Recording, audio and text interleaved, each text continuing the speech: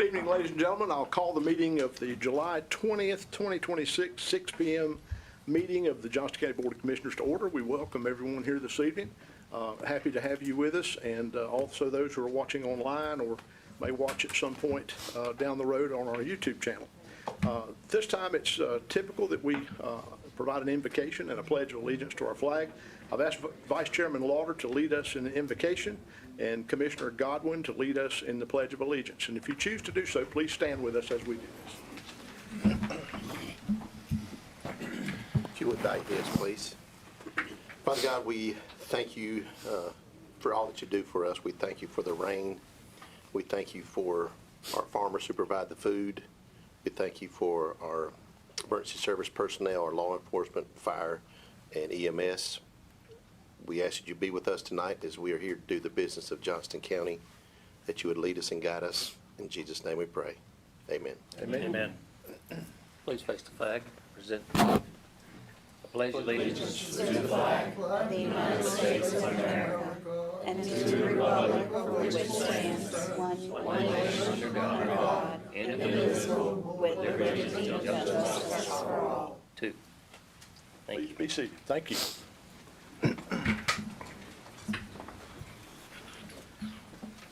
Before we move into the items on the agenda, I just want to take a moment and mention the passing of Benson Commissioner Maxine Peacock Holly.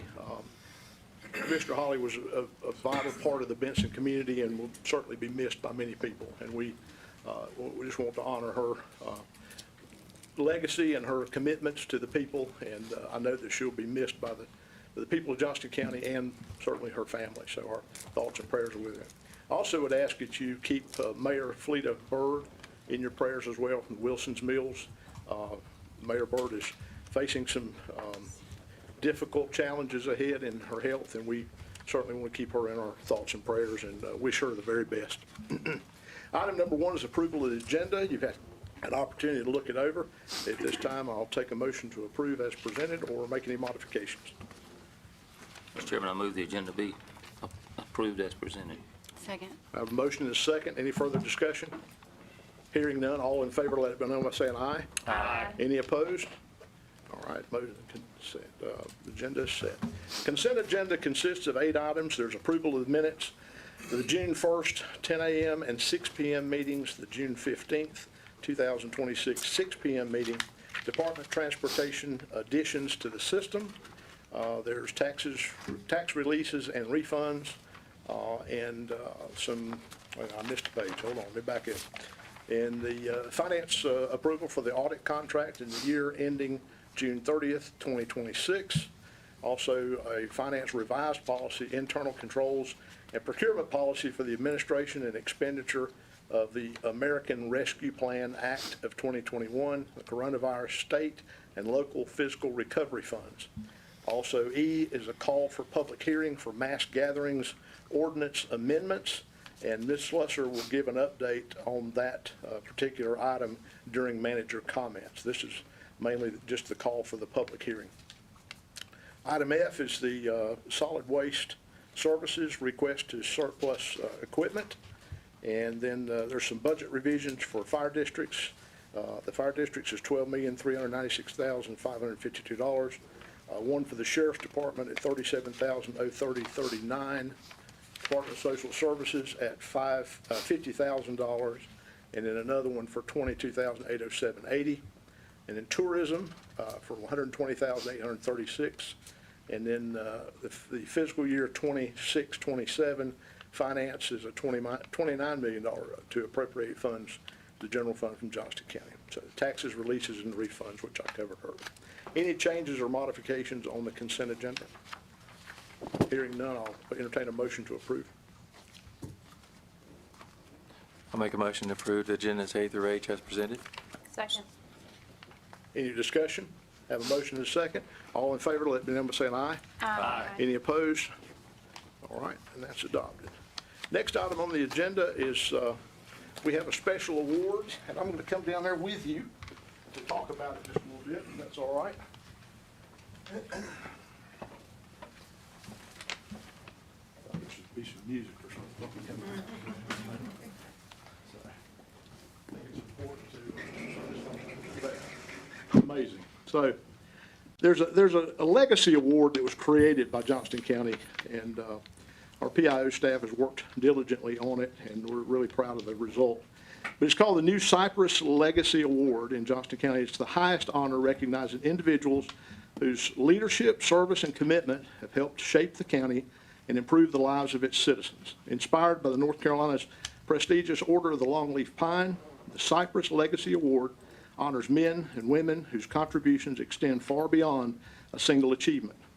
It recognizes those who have devoted years of service to strengthen Johnston County through public service, education, business, agriculture, safety, public safety, volunteerism, philanthropy, and the arts and other meaningful endeavors. Recipients are individuals of exceptional character and integrity whose leadership has earned the respect of their peers and the community. Their influence is measured not only by what they have accomplished, but by the stronger institution's greater opportunities and lasting example they leave behind. Like the cypress tree, known for its strength, resilience, and longevity, the Cypress Legacy Award recognizes individuals whose contributions have endured over time and will continue to benefit Johnston County for generations to come. The Cypress Legacy Award is more than recognition of distinguished service. It's a tribute to those whose vision, dedication, leadership have left an enduring mark on Johnston County and its future. And tonight I am honored to bring on the first inaugural recipient of this award. And I'll start with his bio. Dr. Cheryl G. Stevens is a native of Johnston County, North Carolina. Born near Benson, raised near Clayton. He graduated from Wilson's Mills High School in 1943 before entering the military service at the age of 18. He trained in infantry, heavy weapons during World War II and was deployed to Germany following the war as part of the occupation forces. After returning home, he chose to continue serving the country through a distinguished Army Reserve career that spanned 35 years. Throughout the military service, Dr. Stevens served both enlisted and commissioned ranks, later transferring to the Chaplain Corps. He served as a battalion and brigade chaplain for 10 years before completing his studies in the U.S. Army Command and General Staff College in 1968. He later graduated from the Army Chaplain School and went on to serve as a faculty member there for 15 years. He concluded his military career as colonel in 1981 after 5 years as the assistant commandant of the U.S. Army Chaplain School. In addition to his military service, Dr. Stevens faithfully served 55 years as a Baptist pastor, ministering to churches in North Carolina, Kentucky, and Virginia. His educational achievements include degrees from Wake Forest College, Southeastern Baptist Theological Seminary, a Bachelor of Divinity and Master of Theology, and the Southern Baptist Theological Seminary with a PhD. He also taught part-time from both the Southeastern Baptist Theological Seminary and Campbell University, and is the author of 8 books. Dr. Stevens has been actively involved in the ministry beyond the local church. He has served as chaplain for the Johnston County Board of Commissioners, the Johnston County Public Schools Board, and numerous community organizations. He has also served with the American Legion and Veterans of Foreign Wars, and has been recognized for his contributions with awards, including the Johnston County Community Service Award and the Governor's Longleaf Pine Award. A widower of 67 years of marriage to his beloved wife, Marguerite, Dr. Stevens is the proud father of 3 children, grandfather of 10, great-grandfather of 20, and a great-great-grandfather of 1. Wow. At 99 years of age, he continues to inspire others through his lifelong commitment to the faith, service, leadership, and his unwavering dedication to God, family, country, and community. And it is my extreme honor to award the Cypress Legacy Award to Dr. Cheryl Stevens.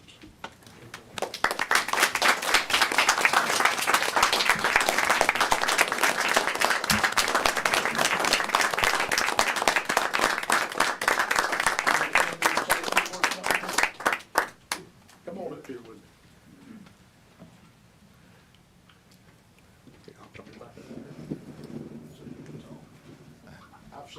Chairman Harris, Vice Chairman Lauder, Mr. Gardner, Mr. Rose, Mr. Stovall, Ms. Stevens, and Ms. March.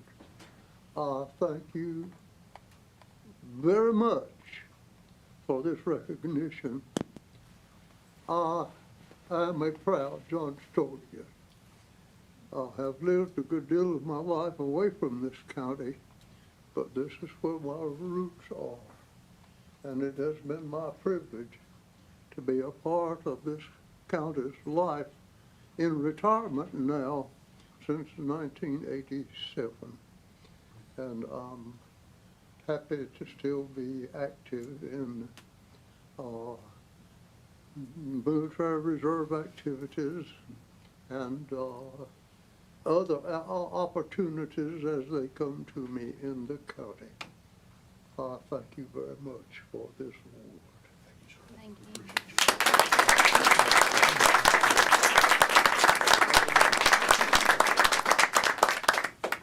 You want me to take it over for you? I I walk with you. It'll help. There you go. Thank you so much.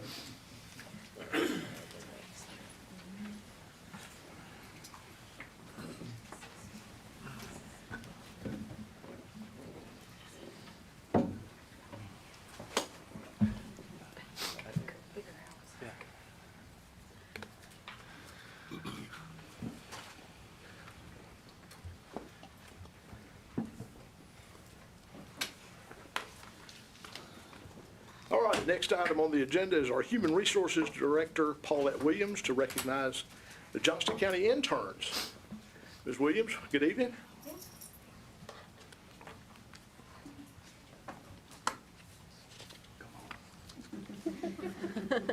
Come on up and be with her, it's all right. I'll fight.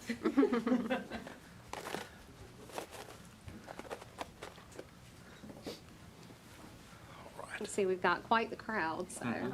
Yeah, come on up some more.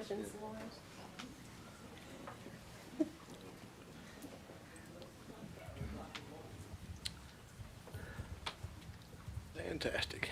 All right, so good evening, Board of Commissioners, and thank you for having us here with you today. Today, we are here to talk about the 2026 Thriving Together internship program. You can see here, and it's not even our entire group, but we have many interns that chose to spend their summer here with Johnston County and just doing different projects and attending all sorts of events that I'll let them talk about. But it's really the first year of our truly official internship program, and so we're thrilled that we have the students with us as well as the department heads that represent. In total, we had about 13 students that was with us this summer, and their names are. Yep. Okay. So we have Josie Harrell, Taylor Boyette, Logan Tyler, Jada McLean, Emma Williford, Marissa Castiato, Noah Tripp, Gabriel Dixon, Kylie, Kaylin Kyle, Maggie Williams, and Riley Baker. And they have kind of a little bit of words they wanted to share about what the internship program meant to them. So I'll start with Jaden McLean. Great. Welcome. Yeah, thank you. Thank you for having me. All right, y'all. Good evening, everyone. My name is Jada McLean. I'm a recent graduate of NC State University, and I've been working here at the county, interning with the county for a few years now. And I've been working with HR, so directly with Paulette. And I have the honor of introducing this program to you all tonight.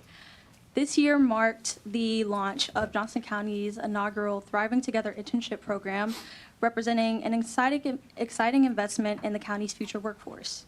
Johnston County has always been committed to cultivating local talent for future careers in public service, and this internship is a crucial step towards building a sustainable pipeline of future employees who already understand and value Johnston County's mission.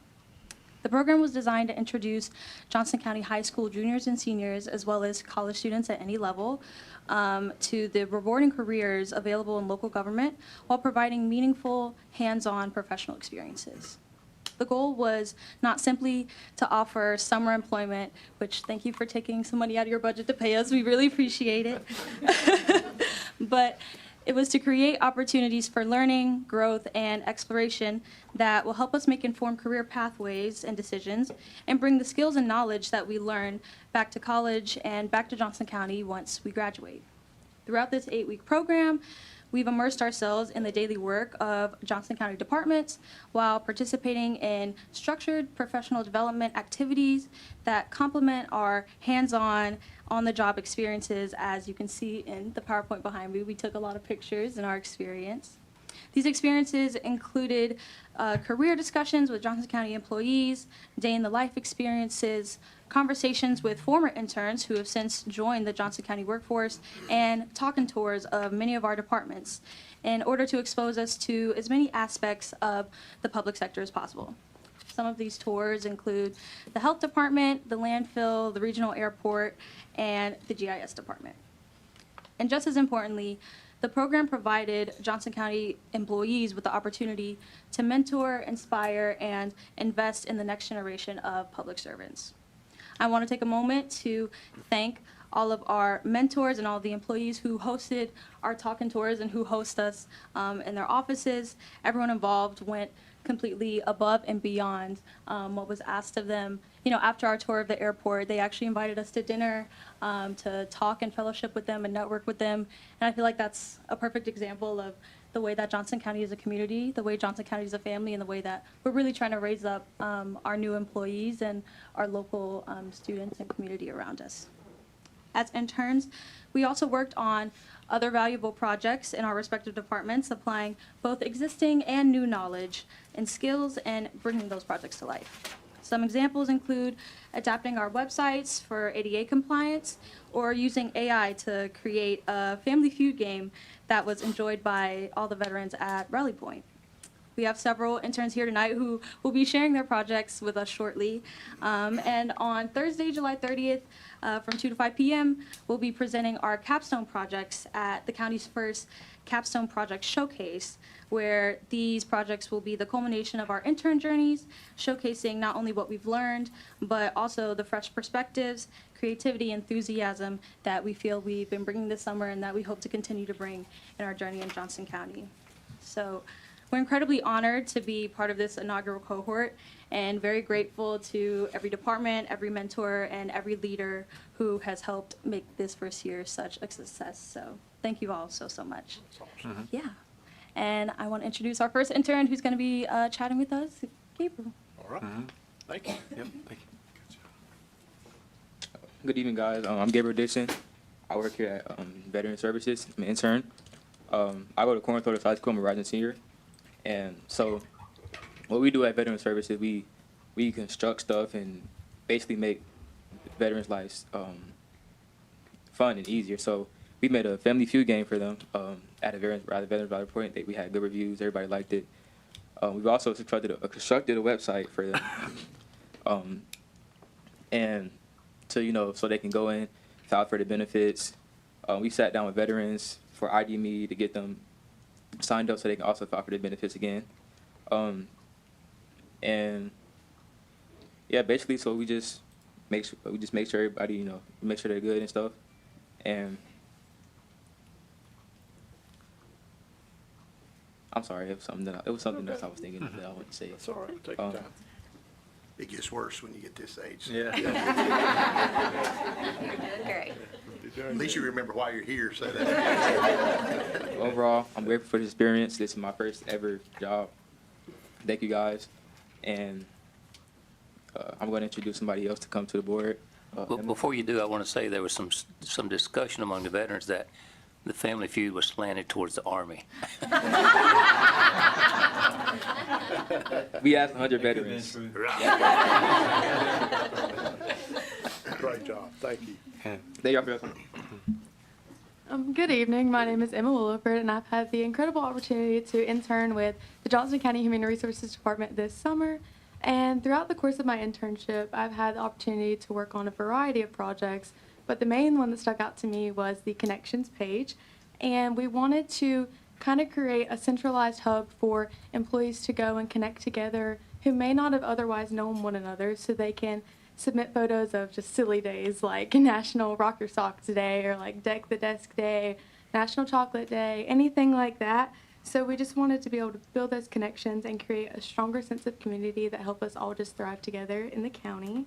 And this experience has really given me the opportunity to reflect on my future goals and careers as I'm attending the University of North Carolina at Chapel Hill this fall to pursue a degree in business administration. I was originally leaning towards marketing, but now since working here, I'm kind of leaning towards the human resources sector and all the opportunities that it has to provide. So this is just a really great program, and I hope that it can, continue to keep going and allow other young students to have the opportunity to learn and grow. So thank you. Great, thank you. Thank you.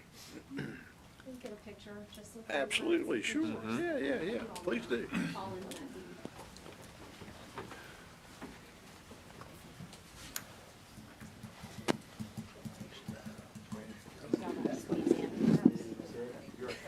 That should be fun. All right. I'm gonna take just a few. Try to smile. Cheese. Let's take 2 more. All right. Perfect. Thank you. Awesome. Thank you. Parents need some. Oh. Great job. Got it. Okay, thank you. Thank y'all. Congratulations. Thank you. I'll see you later this week. While they're leaving, I will say that it's, what a wonderful, I'm sorry. As they're going, I will excuse myself too. Yes, Watching these young interns, I wish I might have had the privilege to be one of them in 1944. I understand. You Have a have, good night, and thank you very much. thank you, Thank sir. you so much, sir. Go out with the other young I think people. he still did sing. I did want to say that what a wonderful thing it is to invest in our future generations and our future people the young people that are coming into the workforce. It's such a great time well spent. So I'm very proud of the program that's done. Next item on the agenda is the public comment. Any audience members that wish to address the board on any item not already on the agenda may come forward at this time. Please state your name and general location, town or township of residence, in order to balance the need for and desire for citizen input. With the necessity of disposing the board's regular business items, speakers will be asked to allow 3 minutes to address the board. To avoid repetitiveness, groups of people supporting or opposing the same positions are encouraged to select spokespersons. Public comment is a listening opportunity to the board to hear your thoughts and concerns of the public. It's not intended for the board to respond in any way or impromptu questions or for political purposes. All right. Who would like to be first? Good evening, Good evening, Commissioners. Will Bird, out of Smithfield. Can we put anything on the screen by chance, paper to look? We can do it.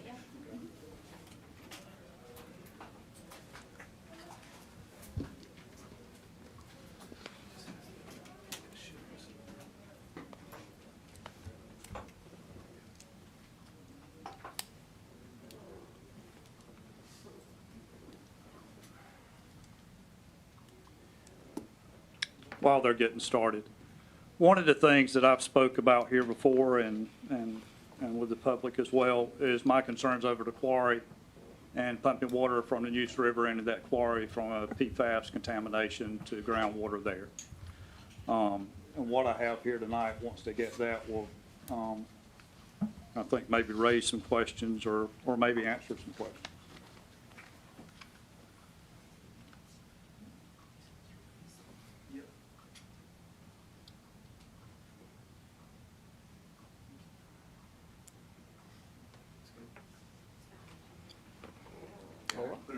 Okay, it's fine. So this first page, so this is going back to the initial approval process, and I don't know if there's been anything since these approvals were given from the Division of Water Quality. This page, in particular page, is about the quarry itself and DWQ approval of that and the groundwaters and such as that. This approval took place April 12th, 2011. If we could go to the next page, please.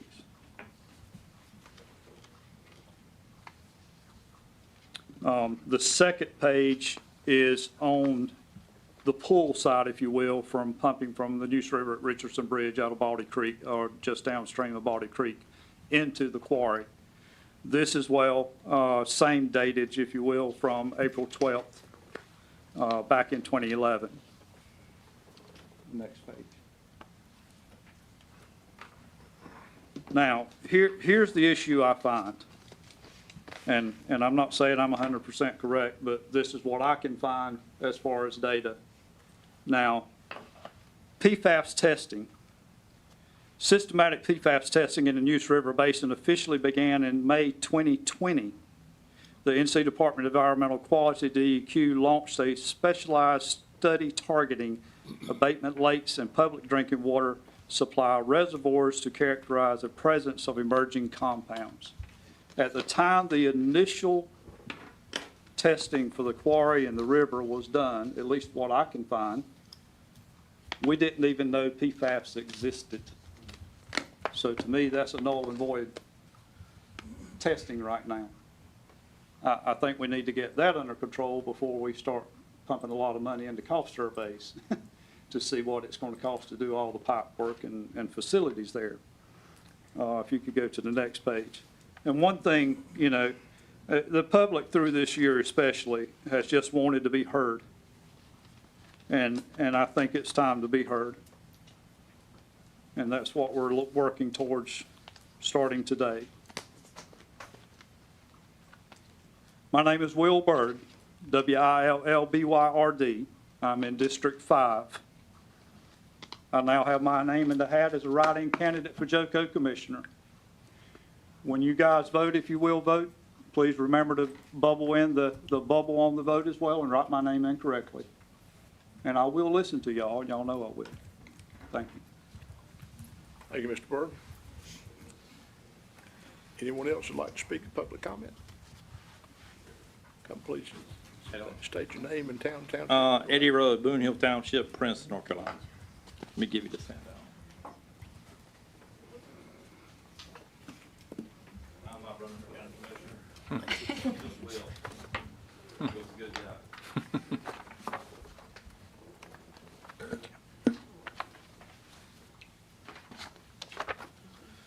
So I'm a hog farmer from Princeton, Johnston County. And so last month, I was out of town. I saw the planning board passed a preliminary subdivision, Planter's Ridge, that's 50 feet from a hog lagoon.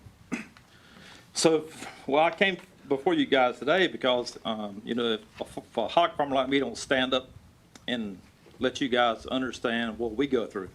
So when I built my hog farm, we had to go through a general statute. That's what I printed off today. So General Statute 106-803. This is state law. So when I built my hog farm, I had to be 1,500 feet from occupied residence. I had to be 2,500 feet away from a school, hospital, church, or any outdoor recreation facility, national park, state park. I had to be 500 foot from any property line. I had to be 500 foot from a well, supplying drinking water to the public or to another house. So this was what I did back in the 90s, 95, 97. So then I watched the planning board online, pass this subdivision, approve this subdivision. That's 50 foot from a hog lagoon. So there's a reason the state of North Carolina made me build my hog farm 2,500 foot from a school, 2,500 foot from a hospital, 2,500 foot from a church, and also 1,500 foot from residents.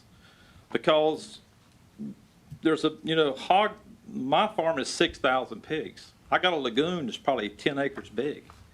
So to think about a subdivision being able to be built 50 feet from my lagoon would drive me into mental insanity.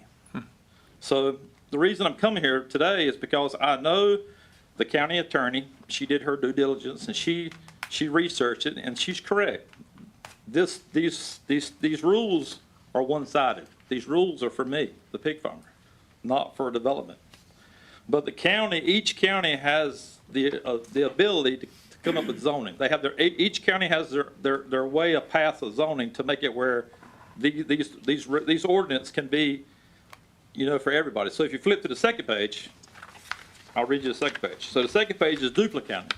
So North Carolina is number 2 North Carolina has the second largest pigs state of the United States is North Carolina. Duplin County is the number one county in the state of North Carolina.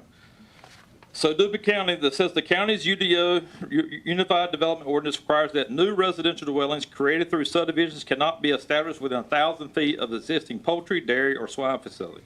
This rule is intended to reduce conflicts between livestock operations and new residential development. So I know that the county, you have to go by the rules and regulations that we have in place. And this ordinance, the statute that I have to go by, is for me, the hog farmer, not for the landowner, or not for the subdivision owner. So whenever I listened to the guy, the engineer last month, he said in front of the whole county, in front of YouTube, he says that it's the homeowner's obligation that buys the home to know what he's buying and what's in proximity of the house he buys. So you're building a new subdivision, 50 foot from a hog lagoon, and yet do you think that anybody's going to know there's a hog lagoon there? You think the developer's going to say, hey, lot number 8 and 9, congratulations, you just bought a farm, you just bought a house 52 foot from a hog lagoon? Of course they're not going to do that. So my recommendation for the county is just to table, you need to table any subdivision that comes up to the county until we get a UDO pass. Anything that's built on near a hog farm should be tabled. So that's why I came here today, just to because I don't think that even the county, I don't even think you guys probably didn't even see the statute.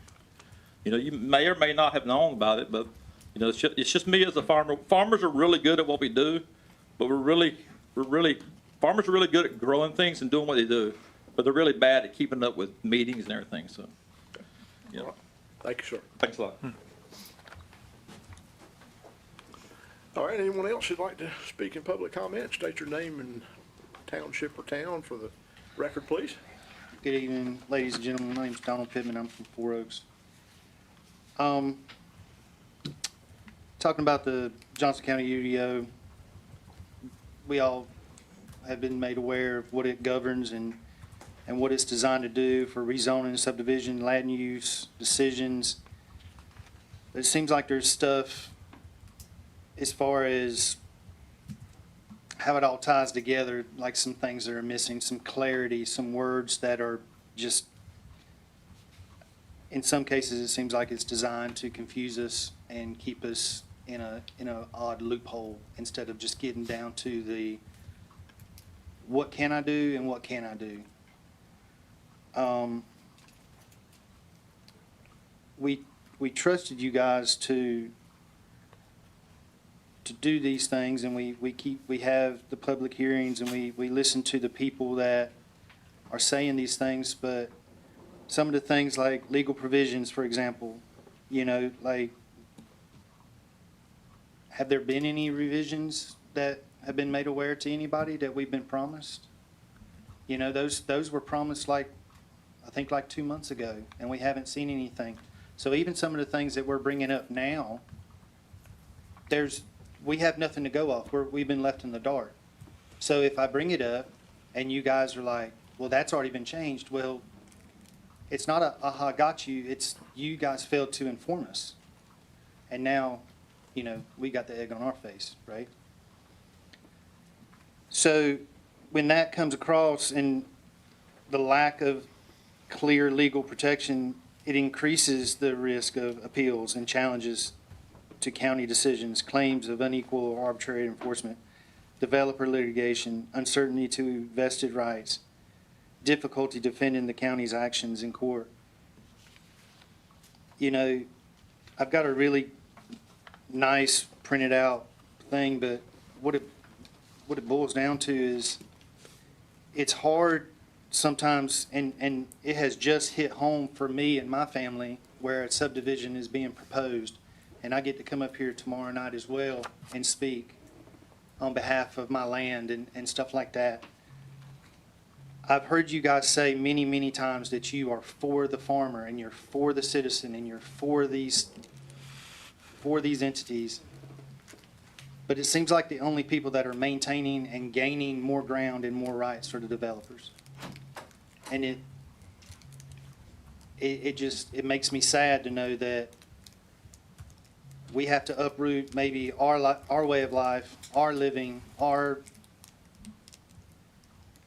livelihood for a developer who comes in, for somebody who sold their land who had never intended to live there. That's their prerogative. They're looking for a payday. They're looking for all the things, but yet it's butted up 10 foot from our property line. And because we can't agree on a UDO and setbacks and berms and blah, blah, blah, blah, blah, right? Now, if Johnny and Susie come over to my property and they get hurt because they're trespassing me, who've done nothing wrong, I'm held liable. There's nothing that protects the citizen for somebody who basically, for all intents and purposes, kind of invaded our property. You know, just like a locked door is an invitation to a crook, a no trespassing sign is an invitation for somebody to trespass. I encourage you guys I know that you guys ran on I'm there for the person, I'm there for the citizen, I'm there for all these things, because I don't think you would have got far if you said, I'm here for the developer, boys, and we're going to do all the things for developers. Get your bulldozers ready, we're going to take everything away. I don't think you guys would have lasted in those seats very long. So I just challenge you guys to look at what's best for the little guy, you know, because at the end of the day, we want to maintain and keep our rights too. It's not, this UDO is a horrible idea. There are some things in there that are, if you've taken the time to read it and kind of see it, once you put your pitchfork and your torch away, there are some things in there that would help us. It's the restrictions that you're trying to impose on us that we have a problem with.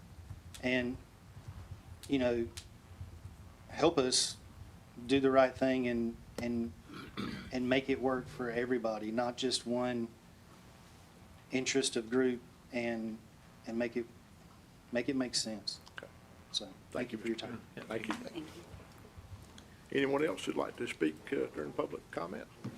Come on forward, sir. How you doing? I'm all right. Good. State your name and Leon town. Cobb, Buffalo Road above Archer Lodge. I was in here a month and a half ago and had a question or what I thought was legitimate concern about zoning enforcement officers kind of snooping around and watching driveways and basically hiding. And that was a month and a half ago. And I asked the question then, is this intimidation or retaliation for a citizen that maybe steps out of line? And it's been a month and a half and I've heard nothing. Okay. County manager will reach out to you. No, I asked the question on the record. I'd like an answer on the record. Public comment is a time for us to hear from you. Okay. And it's not a time for us to have questions and answers. I'd be happy to contact you afterwards. We can talk about it and see what, I don't know of any retaliation the county. Well, I'm just asking, is that what we can expect? I'm going to offer you a solution. We can meet with the county manager and talk about whatever your concerns are. We'll be happy to do that. Okay. All right. But I think since January the 20th, there's been a good waking up in this county. And people are starting to realize that the biggest threat to our life, liberty, and pursuit of happiness is not a Ayatollah in Iran or crooked politician in Washington or Raleigh. It's right here. Our everyday life is right in this room of what threatens our life, liberty, and the pursuit of happiness. Okay. Thank you, sir. Anyone else who'd like to speak during public comment? Please state your name for the record, town or township, please, sir. Yes, sir. Thank you. Good evening, residents of Johnston County. My name is Mark Smith, and I have been a proud resident of Johnston County all my life, nearly 30 years. In all that time, I have never heard of a proposed infringement of our rights quite like this UDO.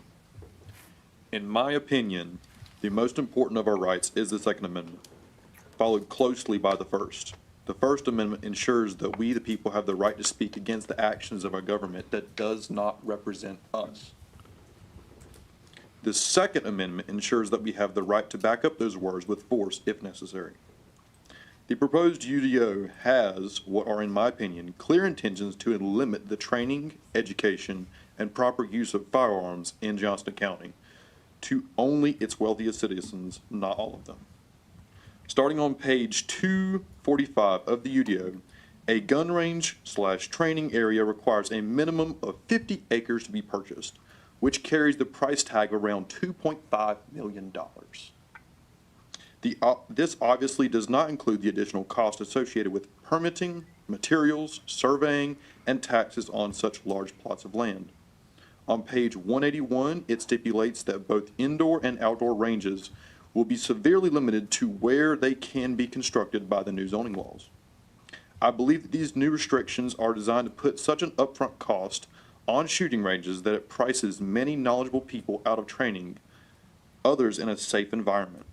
These changes will incentivize groups of people to shoot in an unregulated and dangerous fashion instead of controlled and structured training or classes like those found at small training centers.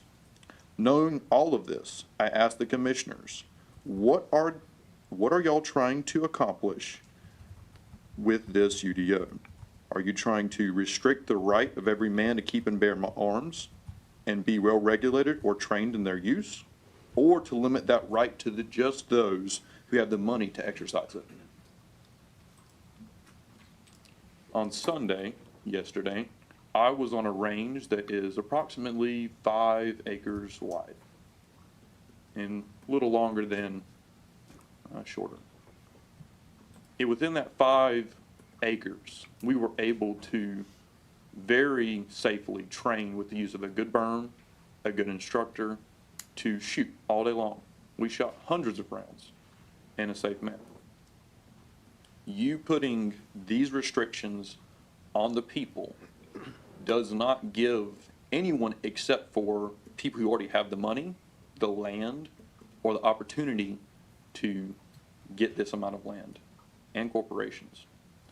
And this amount will also push people who maybe cannot afford the local gun club or whatever they're going to bring it into.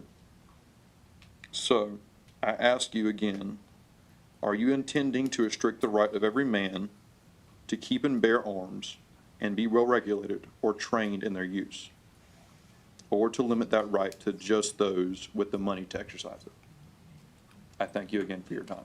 Thank you, Mr. Smith. All right, anyone else who'd like to speak during public comment?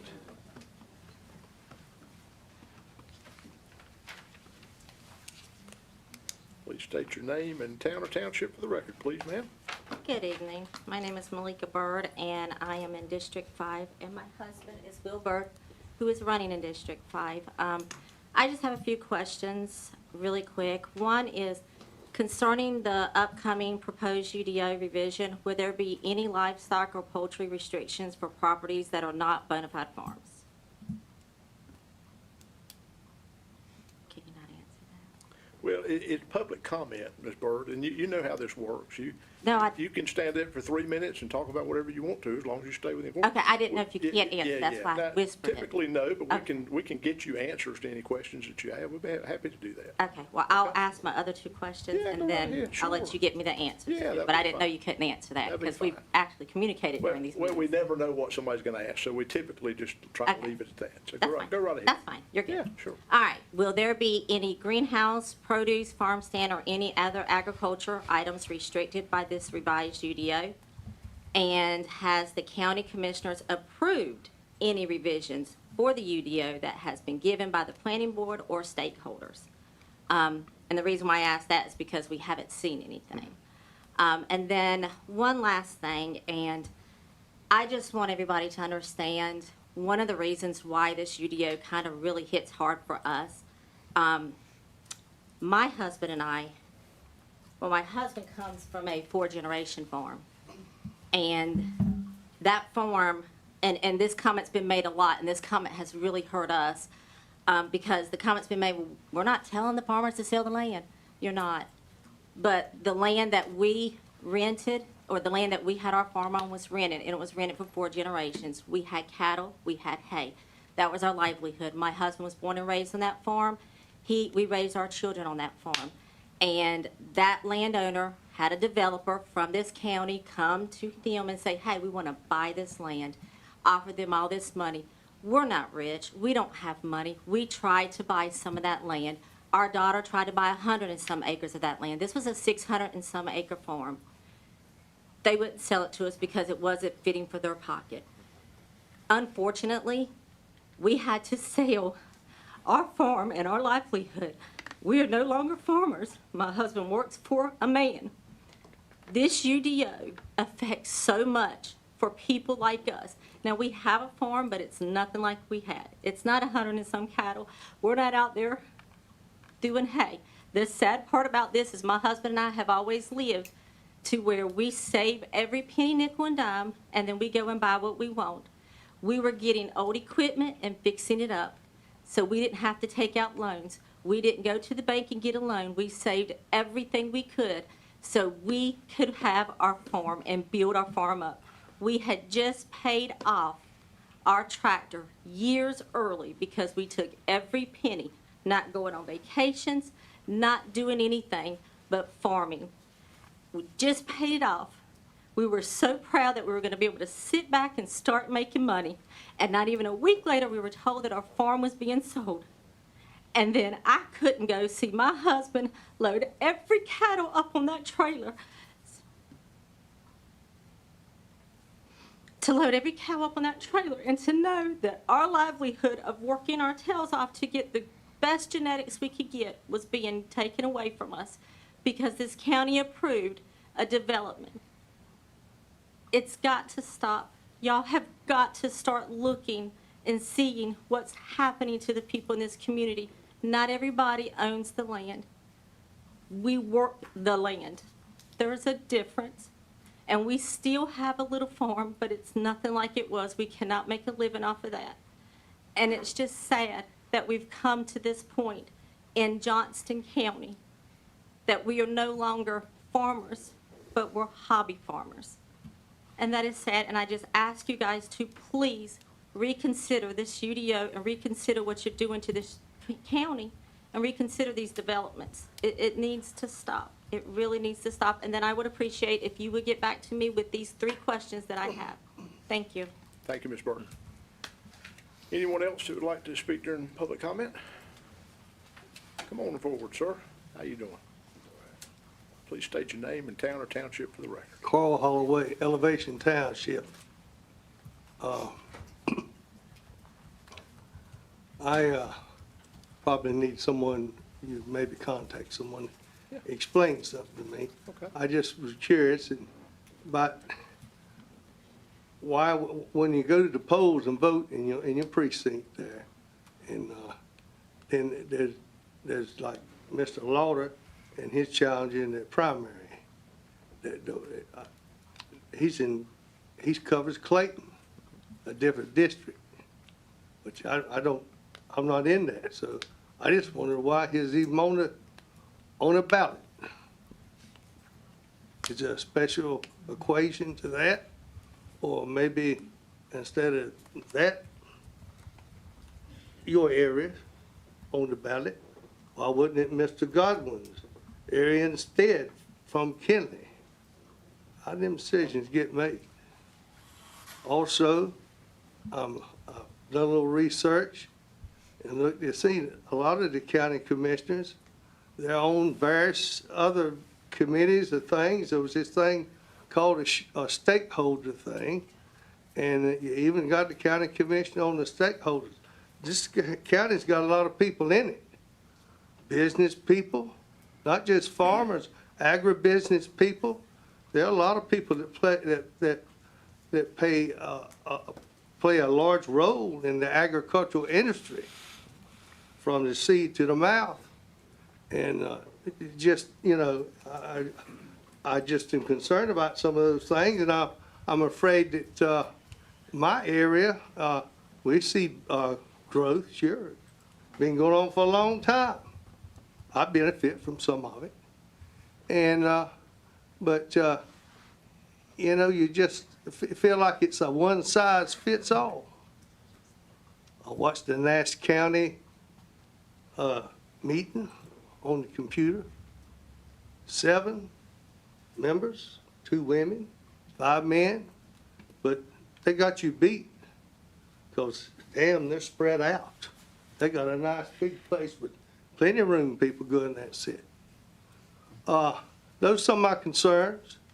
I'm not trying to step on anybody's toes, but, you know, I just feel like you take them kind of things I spoke about, and you get your red, white, and blue flyers packed in your mail so tight you can't get the mail out before, you know, time to vote, and you don't, it's times have changed, but people like me haven't changed in this county, and that's all I want to say to you. Thank you, Mr. Howell. If you'll get with the county manager there and get him your number, we'll get you some answers to your question. Thank you, sir. Anyone else who'd like to speak during public comment? Yes, sir. Good to meet you. Carl, C-A-R-L, Hollow, H-O-L-L. Please state your name and town or township for the record, ma'am, please. Christine, Cyber Scout, Livingston, McGee's Crossroads area. Tonight, I'm speaking directly to the citizens of Johnston County, and I hope you're listening. On May 29th, I received the county's personnel policy manual through a public records request. That document is the official version the county provided. On May 31st, I made a simple public comment online saying it was a good read. Then on June 4th, I publicly reported that Section 6, the county's nepotism policy, had been violated. That section clearly prohibits immediate family members of certain county officials from being hired or employed in permanent positions. That rule has been in place for several years. Now here's where every citizen needs to pay attention. There appears to be another version of the PPM dated June 15th, 2026, which contains a new clause stating that the nepotism rule would not apply retroactively to any relative currently working for the county or anyone who had filed for election at the time of the adoption. That clause does not appear in the original version I received on May 29th.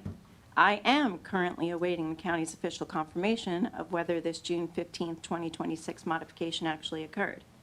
But according to the agendas that I have looked over for May, June, and tonight, I was unable to find where it was ever publicly discussed about changing if it was in fact changed, or voted on or approved. Doesn't mean I didn't miss it. Yet Section 3 of the policy is very clear. Only the Board of Commissioners can establish or change human resource policies. No staff member can do it. No department can do it. No one can insert a clause behind the scenes. A violation of the nepotism policy did in fact exist, and now there appears to be a version of the policy, again, dated June 15th, 2026, that conveniently shields anyone who's already involved. To me, if this did in fact occur, this looks like classic CYA. The bureaucratic technique of averting future accusations of policy error or wrongdoing by deflecting responsibility in advance. It's a way of diffusing responsibility for one's actions as a form of insurance against future negative repercussions. And when government policy suddenly changes in a way that protects the people already affected by a violation, citizens have every right to ask why. If that modification is for real, and it was done without public vote, that is not how the government is supposed to work. Johnston County deserves policies that are followed, changes that are made in the open, and leadership that respects the rules it expects everyone else to follow. So tonight I'm asking the citizens of this county to pay attention. I'm asking this board to explain whether this policy was changed, when it was changed, who authorized it, and why it was not brought before the public. Transparency is not optional. It is the foundation of public trust. Thank you. Thank you, Ms. Livingston. Anyone else who'd like to speak during public comment?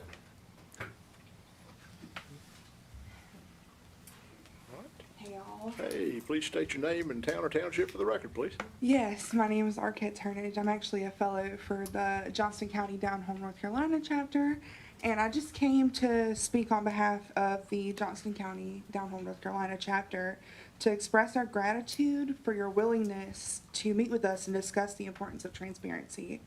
We feel strongly on the importance of this as we prepare to endure funding cuts coming from the Big Beautiful Bill in addition to the constitutional amendments that cap property and income tax at a dangerously low rate if they pass. And we're looking forward to collaborating with you guys to further increase transparency around these cuts in Johnston County. And that's it. Okay. Thank you, Ms. Clark. All right. Anyone else who'd like to address the board in public comment? All right. Seeing no one else, Madam Clerk, any emails that need to be mentioned? No, sir. All right. Sounds great. Thank you so much. All right. Item number 4 on the agenda is the Johnston Regional Airport Authority presentation. Director David Harris is here to present. I think Mr. Harris is here somewhere, perhaps out in the hallway. Yep, there they come.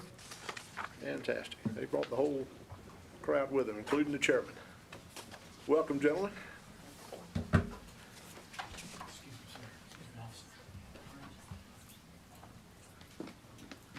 Good evening, Mr. Chairman. Good evening. Other board members, commissioners. Ken Starling, Chairman of the Johnston County Airport Authority. I'd like to thank you for giving us the opportunity to be here, present our latest project. On behalf of the Airport Authority, we're requesting your support for the local matching investment needed to leverage a federal grant funding that we have applied for a new digital air traffic control tower at Johnston Regional Airport. For those who don't fly, it's easy to think of the airport simply as a place where airplanes take off and land. In reality, Johnston Regional Airport is an important asset that serves all the citizens of Johnston County. It supports economic development, creates opportunities for businesses, provides critical public safety services, and helps strengthen our community. Over the past several years, Johnston Regional Airport has experienced significant growth, and that has become the busiest general aviation airport in North Carolina.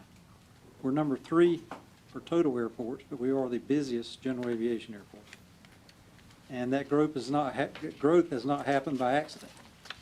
The Airport Authority has worked with our airport director and countless others to strategically plan for the airport's future, and this digital control tower is the next step in that long-term vision.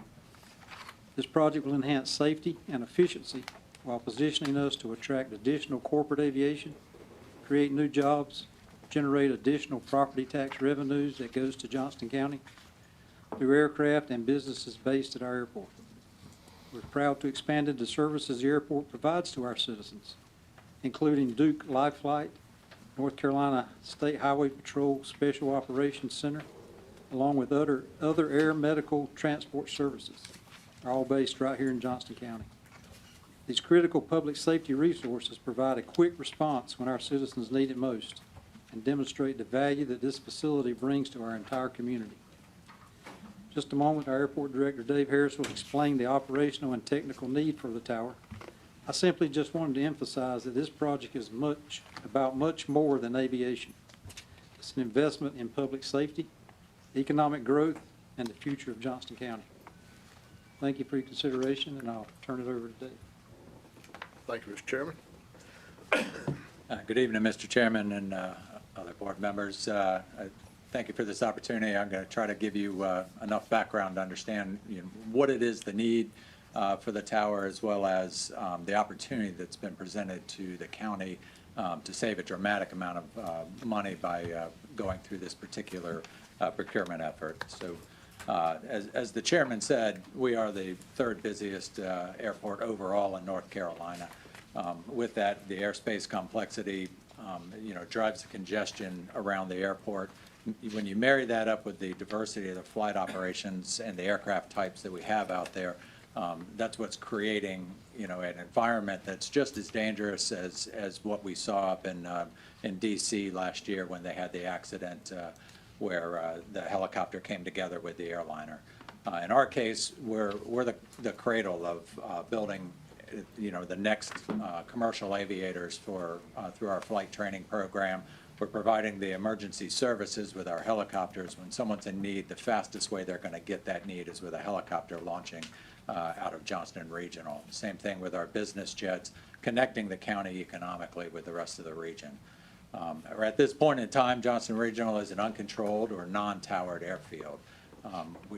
Coming across my desk on a daily basis are near-miss accidents. To give you a story to kind of, ground you in how busy that airfield is, most of you know I was a naval aviator for 20 years. Not much scares me in the air. I've been landing on aircraft carriers for most of my adult life. And the first time that I came into Johnston Regional in my own airplane, I almost diverted back to Raleigh because that environment and the way it operates with aircraft just flying the way they desire to, vice in a controlled manner via the tower that most airports have that are this busy, is what's creating that particular need, that unsafe environment. So the traffic at Johnston Regional and within the national airspace, it's only increasing. We've gone from 80,000 operations per year to 105,000 operations per year in just the last 4, and positive control is more and more critical. Looking at the actual numbers, you can see 2023, we're at 90,000. 2026, we're looking at 105,000. We're having peak operations around 500. So to put that in context, that's one aircraft taking off or landing every minute over our typical 9-hour flight day. Again, in context, when we were operating on the aircraft carrier, as fast as we could go was one airplane every 45 to 60 seconds. And those were professionals in a controlled manner versus what we have out at the airfield, which is everything from flight students all the way through our business aviators, all mixed together without any type of control. The traditional solution to this type of thing is a tower, as you see in the picture on the display there. Staffed with people standing up there looking out the window, and the cost is very high. At roughly $24 million is what we were expecting to have to come up with to pay for our tower at Johnston Regional. The time to get to an operational status, we were looking at as much as 5 years from today. The capability is you're servicing just a single location with no economies of scale with this type of tower. The board and I have been leaning forward for a couple of years and looking at a more modern solution, which is a digital tower. So it looks like a lattice steel tower, like a cell tower. So you can imagine a much lower cost for the tower itself, operating, modern cameras and all your controllers in a facility to see the feed. It results in a lower cost. We're looking at roughly $12 million in total for this installation, vice the 24 we were talking about.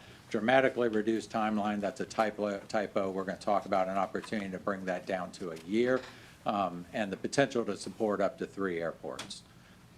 This is what it looks like, just for your awareness. So on the top left, you can see operating in daytime, the digital screens with all of the cameras up. On the top right, that's the nighttime view.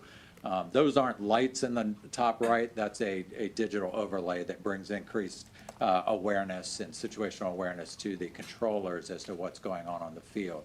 The bottom left, you can see some more of that with the digital overlays highlighting the runways, the taxiways, even putting in the projected flight path of the aircraft. And on the bottom right, you can see the digital information coming in for the other aircraft. None of those capabilities exist in a traditional tower at twice the cost. So we're getting half the cost and much more capability out of this type of a system in a much shorter time frame. Again, this shows you some more of the enhanced capabilities of this type of tower. So the overall comparison, if we were to... Yes, sir. The camera actually picks up that image and notes what it is. Yes, sir. The camera, triangulates its location and takes the data coming in off of the ADS-B tracking of the aircraft, and it combines the two to give the human a much better picture of what's happening out there. Yes, sir. So again, there's your comparison. From a cost standpoint, we're looking at about half the cost. The timeline, we could have this up and running by the end of next year versus 5 years from now, and the potential to support up to 3 airports within the region. So greater capability on a shorter timeline and at a reduced cost. So beyond the safety aspect, which is enough, the discussion can anchor itself more than it needs to just on the safety aspect of making this investment. But beyond that, the economic benefit of the airport to the county can't be understated. for each additional business jet that we bring into the airport, and we will with a tower. There's undoubtedly, we talk to the business jet operators on a daily basis, and the operators are as, concerned with operating around Johnston Regional as I was. Any of the professional aviators will attempt to avoid that type of congestion without a tower to give them the positive control that they need. So as we bring in the tower, we'll get more business jets coming in. For each one that we bring in at a base value of $5 million, it generates $26,000 in annual tax revenue, which is the equivalent of 17 homes being added to the county. So without all of the infrastructure tail that comes with those 17 homes, we're bringing the goodness of those tax dollars. And right now, we're contributing $334,287 in county tax revenue without the added costs of water, power, and wastewater that you would get with the homes. So tremendous benefit to the county. So the opportunity that we're talking about today, we were on a path, looking to build the funding necessary over the 5-year period to build the traditional tower until the opportunity came out from the FAA in a request for proposals back in the middle of April. Through the big beautiful bill, $36 million in total funding was awarded to be split across as many airports as they can to outfit them with this type of digital tower technology. It's been earmarked specifically for non-towered airports, which we are, rural or small communities, which we obviously are, and non-federal towers already in place, which we don't have. It requires a cost-sharing approach, and that's why we're having this discussion tonight, that $36 million won't go very far in trying to spread this capability across the nation as much as they possibly can. And so they're looking to the states and the local government to provide as much help as possible in bringing this safety and economic benefit to as many counties as they possibly can. The preference is to airports with existing infrastructure, such as a facility to house the controllers and a fiber optic network, which we already have both of those. The state has made that investment in Johnston Regional previously, and we'll note that here in a moment. The overall goal is the lowest cost and technically feasible proposal is going to win, and the proposals went in June. So our strategy was to establish a technical interchange with the company that makes the technology. So Frequentis is the name of that company. They've entered into an agreement with us to work with us to lower the cost of the equipment as much as they possibly can, and to work with us over time to ensure that the installation is as positive as possible. As well, we're partnering with Elizabeth City State University and their air traffic control training infrastructure to support their programs there. We've built the most capable team we can with Ardura, Jacobs, and the only engineering firm that's ever installed a digital tower, which is Hansen, has also come onto our team to help us with this installation. The last piece of this is the winning cost-sharing plan that we're going to talk about here at the very end. What we're doing is we're requesting all of the equipment costs from the FAA, and we're looking for a commitment from the state, which we have, and a request to the county tonight for the construction costs. We already have a resolution from the airport authority to support all of the operational and staffing costs, which are quite considerable, that'll come straight out of the airport's operational revenue. So the chart up here is a bit of an eye chart. Don't expect anybody to read it. What I want you to take away from it is the airport's been working towards this, the airport authority, since early '24. So over 2 years now, we've been working to put all of the pieces in place, all of the investments. We said the state's already invested over $5 million into this effort. We're down there in 26, and you can see just barely a year out from being able to bring this safety and economic benefit to the county. So this is the diagram above of the airport. So you can see the control room is already in place. That's the building that a lot of you came to the groundbreaking last year, and right next to the terminal building. And then across the way is the remote tower location that we would install at. So there's the building in the top right that we just referenced. You can see the floor plan in the left, and it's already to go where we just take down some walls that are in place. And you can see in blue the outline of the actual control facility that would go in while maintaining the offices around it. It has the capability for growth, so shown here, we can see we could support another airport such as Raleigh Executive or Raleigh North, and it can even go to a third airport. There's a tremendous amount of support already out there. Representative Brad Knott has provided a letter to the FAA as well as this particular effort to support Johnston Regional getting this tower and the funding. Johnston County wrote a letter supporting us as well. Johnston County Economic Development, Duke Light Flight, as we discussed, it's critical to them that we keep that airspace safe, that they can get to those emergencies as fast as they need to. Blue Line Aviation, Triangle Aviation Solutions, Elizabeth City, and then the provider of the technology itself. When you look at the assessment criteria, so this is a question, so would be, will this be successful? So the answer is, as much as I can, tell you that it can be, it will be. Looking at the assessment criteria that the FAA is going to put on this, you can see Johnston Regional is all green, except for the one thing we can't control, the length of our runway is a little bit longer than they would like to see, but we score the highest possible in every other category. So getting down to the ask, so the proposed cost-sharing summary that we've built out. So the North Carolina legislature in the first line, is providing funding for construction and infrastructure and facilities. Those funds have already been executed, just over $5 million. North Carolina Department of Transportation in their June board meeting committed for design, environmental, and obstruction clearing an additional $1.25 million specifically for this tower program. The Federal Aviation Administration, the request is the digital tower equipment through the RFP that I referenced. That is the opportunity, and that can be up to $10 million contribution from the FAA. The request to Johnston County tonight is for the construction costs for the equipment and fiber optic installation and modifications to the facility to support. Looking at a total of $4.5 million with 2 3/4 in fiscal year 27 and 1 3/4 in fiscal year 28, which would get us operational by the end of next year. The Johnston County Airport Authority, as I said, has already resolved and has committed funds of up to $500,000 per year out of its operational budget in order to staff and maintain the facility. I said a lot in a short period of time. Do you have any questions for me, sir? Any questions for Mr. Harris? Yes. Yes, sir.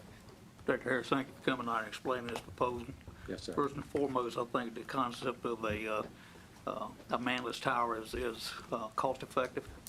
I have some questions though, because there's a fairly significant cost to Johnston County. Yes, sir. And you said this system has the capability of controlling up to 3 separate airports. Yes, sir. Have those other 2 airports been identified that possibly would benefit from this? So when you look around the region, it's up to the FAA to determine who meets the criteria. And we have 2 airports in the region that do meet the criteria beyond us. One would be the Raleigh Executive down in Sanford. The other one would be Raleigh North up in Lewisburg. They're both already over the traffic count to meet this requirement. So step 1 is we needed the facility of a size that can do it, which we acquired last fall. Step 2 would be we would need to get our tower installed and certified, and then step 3 would be to reach out to other counties to share our facility moving into the future, which will lower their costs, not our costs. Well, that was my question. I Yes, said, sir. what skin in the game are they going to have, both from a capital and operating standpoint, for this fairly significant investment? Yes, sir, and that's a fair question that would go to, if they don't have to build a $5 million facility to house their controllers and they're relying upon our facility without that cost, it would be the negotiation to discuss they're paying rent for that facility. Okay. As far as staffing of the control node, it would be at our airport. there's a personnel cost that goes with it, I presume, because that's where you're gonna have people there, but as it picks up these other two airports, then it's gonna increase the work demand and possibly the recurring cost for personnel. I would think they would have to pay an appropriate cost share in that regard as well. Absolutely. There's no suggestion at all that Johnston County nor Johnston Regional Airport would be supporting the others through any type of, revenue or, cost sharing in that regard. It's not going to be a cost to us for them to have the cost savings. This is more of a looking at it from a state or a regional level. When we're talking to the legislator, DOT, that they would be looking at it from the viewpoint of they don't need to invest in a $24 million tower or another $12 million facility like ours when they can merely invest in the equipment. And they basically be looking at a tower at their site that has the equipment on it, and Yes, sir. everything would feed back through fiber to the control center. Yes, sir. It's an opportunity. Couple more questions. How much of Blue Line's takeoff and landings figures into the air traffic counts at this site? So there's no question that it's a tremendous, piece of the traffic count from just a pure takeoff and landing standpoint. So they run about 70% of the traffic in the airspace. They account for over 90% of the fuel sales, supporting our operational revenue on the avgas side of the house. The real need, though, comes in the complexity of our airspace. So it's not just, with Blue Line just going around in circles doing takeoffs and landings, I can handle that all day long. That's predictable, that's easy. But when you add in Duke Life Flight on an emergency, launch where they've got to just depart the airfield as quickly as possible or return to the airfield to get fuel and go back. When you have State Highway Patrol having to launch for emergency services as well, and then you combine that with all of the business jet traffic that's operating at a different speed on different altitudes, the complexity alone without the increased traffic is enough to warrant a tower. But Blue Line is the lion's share of the traffic that is being used as a justification why this need is pronounced as it is. So when the FAA calculates it, they calculate what's called a BCR, which is a benefit to cost ratio. Mhm. And so ours is a 1.37. So anything above a 1, it meets the criteria for the FAA to say this particular airport needs a tower. And let me ask you a hypothetical in that Yes, regard. Say Blue Line decides we're pulling out of North Carolina, we're not going to train here anymore. They got a place in Florida they've commissioned now, I understand. What does that do to the your need assessment at that point? Nothing, sir. The next flight school rolls right in. So we've got a waiting list, and that's one of the most prized properties on the airport by ATP flight schools, and we've got a whole list of other ones that approach us on a regular basis that says, if Blue Line ever walks out, we want to come right in. They've got a maintenance facility that we would love, to fill immediately if they were to ever vacate. All of their hangar space, we could bring in business jets as well. Their ramp space, we could be, placing other airplanes. Okay, so you've got new training partners that are lined up to come here if it's available. We hold a waiting list that's over 2 years long on every single property on the airport. That eases my mind quite a bit, and if Yes, that sir. Blue Line I understand. finds out that they'd rather do business somewhere else. Johnston Regional Airport is not a one-trick pony that, falls apart, on any one tenant. No, sir. Let me ask you, just help me with my understanding of your budgeting process. Does the airport operate as an enterprise fund, or is it self-sustaining, or it's supplemented through our tax base? So the airport's 100% self-sustaining, and we have been, since I've been here and the year prior to me getting here. This past year, we ran a 8.92% net return on investment overall. So we were building our capital fund in the past 2 years. Okay. All right, the planes that are based there, you showed a graphic that says that what one corporate jet would bring in terms of tax revenue relative to the number of homes. Is every plane that is hangared there, are they show up on our property tax rolls? So when they sign a lease, they commit to the fact that that aircraft is considered based at Johnston Regional, and then they flow into the tax base. There are some that, are based in 2 locations, and then it comes down to a calculation to determine where the majority of their time is. But they do sign a lease saying they are based here. And Okay, so that affirms then that the tax would stay here in Johnston County under those conditions? Yes, sir. All right, that's been very helpful. Thank you, sir. Yes, sir. One plane versus 17 homes sure got my attention.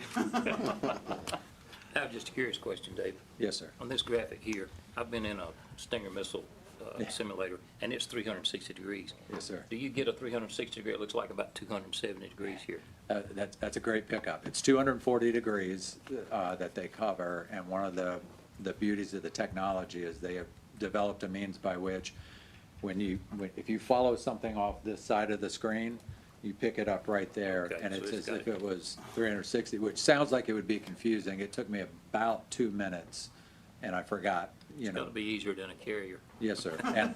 And the other thing that's astounding when you look at that is they've also figured out the technology to take that round picture and display a straight runway.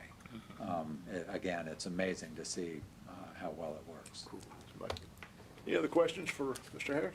Had a couple. Go ahead. Okay, I think I did a little research, I guess, in Leesburg, Virginia, there was a pilot program that FAA did with something similar and then wound up pulling the plug. Since this is something is new, is there any chance at all that all this investment is made and then a year or 2 down the road, it's not working out and it's scrapped? Right, so Leesburg's a great example. So Leesburg was one of the original pilot programs, as you referenced. It went exceedingly well. The FAA got to the end of it and said, okay, we love what we saw, now we're going to pull it down, and they took all of the equipment and they moved it to the FAA's research facility in Atlantic City. And so over the last couple of years, they've been exercising the equipment inside their lab in order to get it to a certification point, which is what we're walking towards in the next 30 to 60 days. Administrator Befford, he's the director of the FAA. He's come out publicly and stated that this is the future, that the FAA is, going all in on this, and that is why they moved forward with this RFP. He sees the need as you can see, recognizes that, the underserved communities, the rural, the small communities that don't have towers already need a way to bring that safety element into the airports. And he identified this as the best means to do it and is pushing forward aggressively. So other nations around the world adopted this freely and rapidly, mainly because they didn't have the infrastructure in place that we do in the U.S. Also, they have much more remote areas that they need to deal with. So imagine, the deserts of Africa, where they still have a runway, but they don't necessarily want controllers, trying to live there. And the place that it took off first was Sweden and Norway, where they're up inside the Arctic Circle. Again, they've got a runway up there for emergency services. Now they've just got cameras, and the controllers are living back in Helsinki. Okay, and the other question I had was, if everything comes through as the proposed cost sharing summary stated, there would not be any financing of any kind. This would be a one-time purchase, right? Yes. Is it, okay. And because the FFA was up to 10 million, do we see a scenario where there's a gap that the tower doesn't have enough quite to get finished in? No, sir. The expectation is for Johnston Regional, the FAA's portion is probably going to be in the $5 to $7 million range. They're negotiating directly with the provider, Frequentis themselves, so that's a contract that they have, and that's their piece of the contract. We have to come, Johnston Regional has to come to the table with the rest of the cost sharing for the construction of the facility and the rest. Okay, that's all I had. Vice Chairman, you have some questions? I did have a few things. Commissioner Stovall started off where I wanted to start off is if there are two other airports, how do we get them to help pay for some of that $4.5 million? And it sounds like that would be whatever lease, if they worked out to use some there, there wouldn't be any payback to the city. I'm looking at the manager because that'd be great. Typically he likes to have us get paid He's back. who I'd be looking at to bring to a meeting with them as well, sir. All right, so I think I understood that. And I guess when I look at those numbers, and did you say 12 million is what the cost? So that would be an expected, go in and wrap it all up. It adds up to more than that right now, because you see the up to 10 million just for the So equipment that's cost. where I was going to lead. If That's where the there's less than unknown 10 million, if I add it up and get to 12, I think there's only like $1 billion coming from the feds. But if there's less than 10 million coming from them, are you turning around and coming back to us? No, sir. To make up the difference? So our initial $12 million estimate, we already knew that we had acquired the $5 million infrastructure in there, but to be fair to the state, we listed it on the slide tonight so that everyone understands they had spent the money. And I think, any odds of the 4.5 being something less than 4.5 for the five? I know our manager typically likes up to, you mentioned up to $500,000 a year, and our manager is pretty consistent on up to 4.5 million. So I didn't know if there's any potential for something less than 4.5. I'm not sure the last time I saw a construction cost or project come in less than what they quoted. So, but So you already have? We have the bid. estimates from our engineering team that is the number. So is that the same folks who are going to, you don't have bids to install it, or that is engineer design build? So the airport has an in-house contract engineer through Ardura, and she and her team provided all of the construction costs with our contract engineer team who built the first and only digital tower in the U.S., which is the Hanson team. Okay. So So odds of that going down, since they're the only one out there, is probably not great. I'm just trying to, I'm I wouldn't continuing bet on to it, Mr. sir. Stovall here, figure out how we can get some money back out of our investment. And I think that, you knew the answer. I was going to ask about operation and maintenance, but I see you have that in. Is there additional fees that you're going to charge to accumulate the $500,000 a year? I mean, or is that? That's them breathing down my neck to make this happen. No, sir. With the growth at the airport, so you're well aware, the facility is being built for the State Highway Patrol, as well as a couple other properties that we have acquired over the last few years. Has increased our leasable revenue that, we're going to work hard and make that happen. Yeah, and you'd mentioned at the start, I think, about being self-sustaining, and I know at least, I think the three in the middle of time on the board, it's been a rare occasion when the airport has had to come and ask for something from us. Is anything in here that you see that changing over the next few years? I don't forecast it, sir. I really think we can, meet that commitment and maintain our self-sustaining status. We may not be growing the pond for a couple of years as we're just covering, but we'll make it work. And anything we've done in the past has been of a capital nature. Yes, exactly. Thank you for clarifying it. Okay. I don't have anything else. Thanks. Yes, sir. Any other questions for Mr. Harris? I will say that at least as long back as I can remember, the airport has done a great job of sustaining themselves. I mean, they basically fund themselves with the exception of grant match opportunities. And, I always look at those and say they're coming and asking for a portion of money, but they're bringing a significant portion with them, and we're just asking for a match for it. And so I think it's always a great opportunity to bring funding into the county from other sources, and it requires some investment in the county. So it's, our airport is a tremendous asset to the county, and I was fortunate enough to come out and spend some time with all of you and talk this through and look at it in depth. And it's really a great opportunity to add this safety precaution, which really is what it is for the airport. So, any other questions or discussion for Mr. Harris? Okay. At this time, with the wishes of the board. Mr. Chair, I move to approve funding for construction costs in the amount of $2.75 million for fiscal year 26-27, and $1.75 million for fiscal year 27-28, subject to federal grant approval. Second. I have a motion and a second. Any further discussion? I have a question, Mr. Chairman. Yes, sir. I'd like to hear from our manager that this is doable in our budget. Monies they're asking for this year and next year. Yes, sir. Commissioner Stovall, these matching funds, if approved, would be above and beyond the budget that the board just adopted for the new fiscal year. And so we would also probably bring forward a reimbursement resolution that we do from time to time, just so we have the opportunity, if we decided later we wanted to roll this into a financing that we're doing next year with some other bonds. Yes. That we have that option. So, yes, sir. I think as long as we can have that option of the possibility of rolling into a financing, I think we'll be fine. Okay, thank you, sir.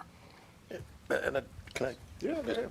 Maybe, I don't know if clarify is the right word on this, but in our evaluation of this year's budget, we did consider this as a possibility in our modeling that we did to make sure that Yes.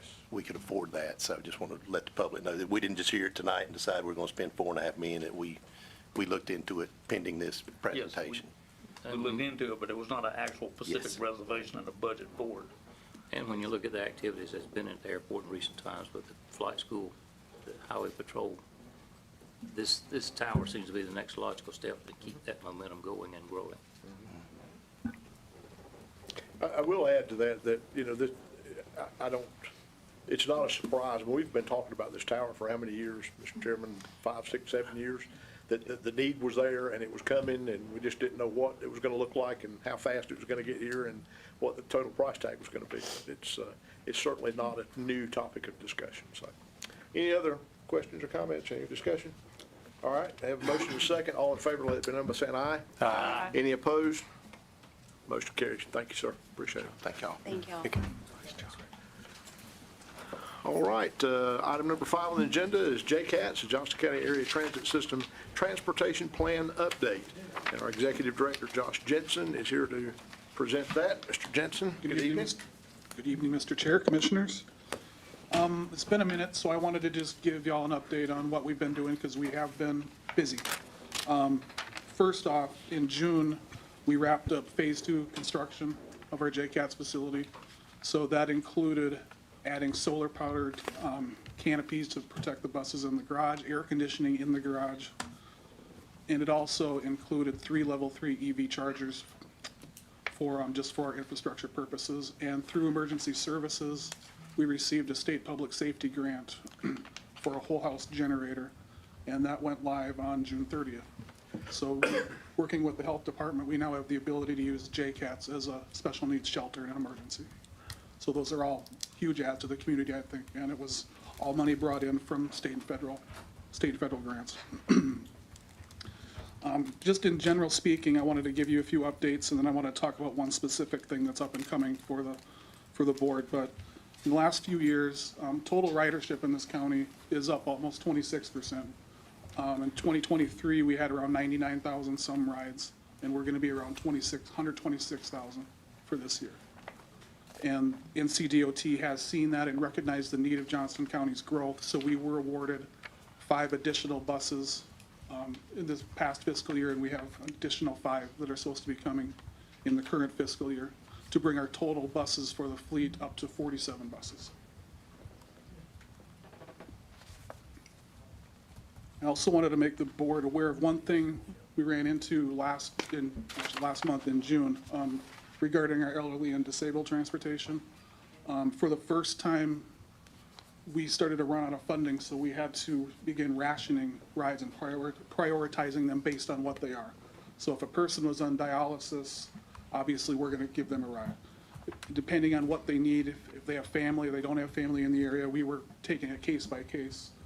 And now that we're in the new fiscal year, we are not rationing rides, but as the growth of this county and the need of this county escalates, we're gonna keep an eye on those numbers.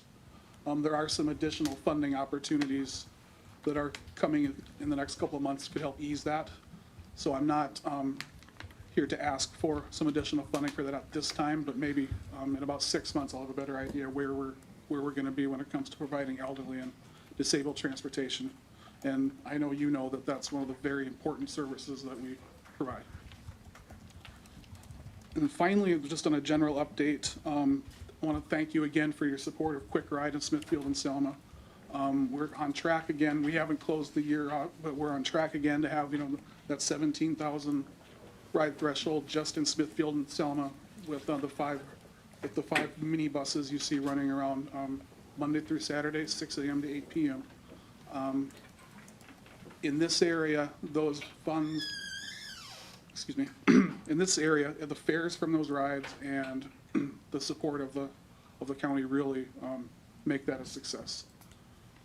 And we are hoping to expand to other areas in the very near future. One thing with the Smithfield and Selma I wanted to add, we're at 58% work ridership. So we're bringing, of those 17,000 or so rides, 58% of those rides are bringing people to and from work. So you are helping the economy in this community. I get a lot of questions regarding expansion of Quick Ride. You're going to be seeing, I know it's in the final stages of being worked on, the FTA, the Federal Transportation Administration, took a year to determine that JCATS on its own, as we are currently structured as an organization, cannot pull down federal monies directly, because there is new money in Clayton, in the Clayton Flowers area that is now considered a small urban zone by the census. And I did put a map of what that zone looks like in your packet. So that's new urban money coming into the area, and the trips that are in that area, in Clayton and in Flowers, need to be paid for with that new money, because we are going to be seeing a reduction in our rural funding come FY28 to offset the new money that's coming in on in the urban area. So my intentions are to expand Quick Ride over to Clayton when that money becomes available, but that money will also need to supplement trips not covered by other sources within that zone. I mean, I think you all have the map in your packets, but there it is. You can see Highway 42 running through there. So Clayton and out to Flowers and a small portion of Archer Lodge is within the green zone there that is covered by the new federal money.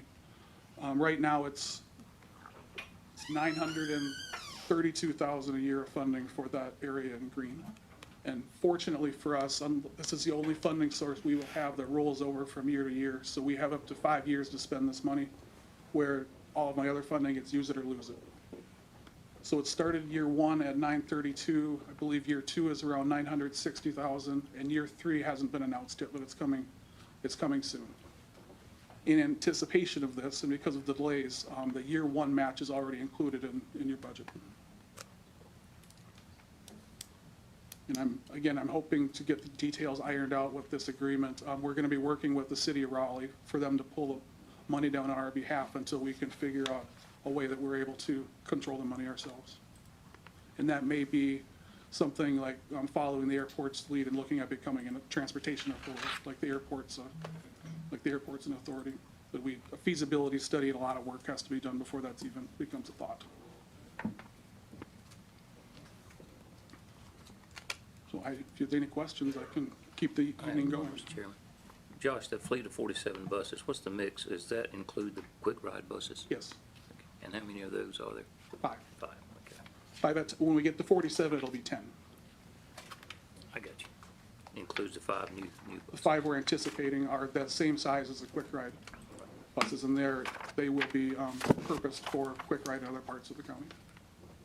And the rest of them is a mix of our high-top vans that you see, and then we have probably 8 or 9 25-foot buses and 20-some 22-foot buses.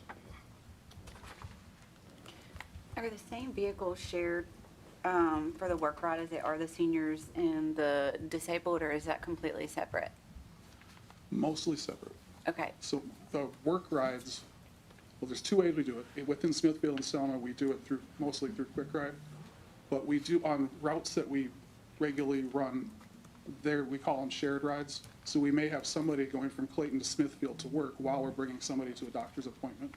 So we have capacity in our 25-foot buses, I believe, for 16 people.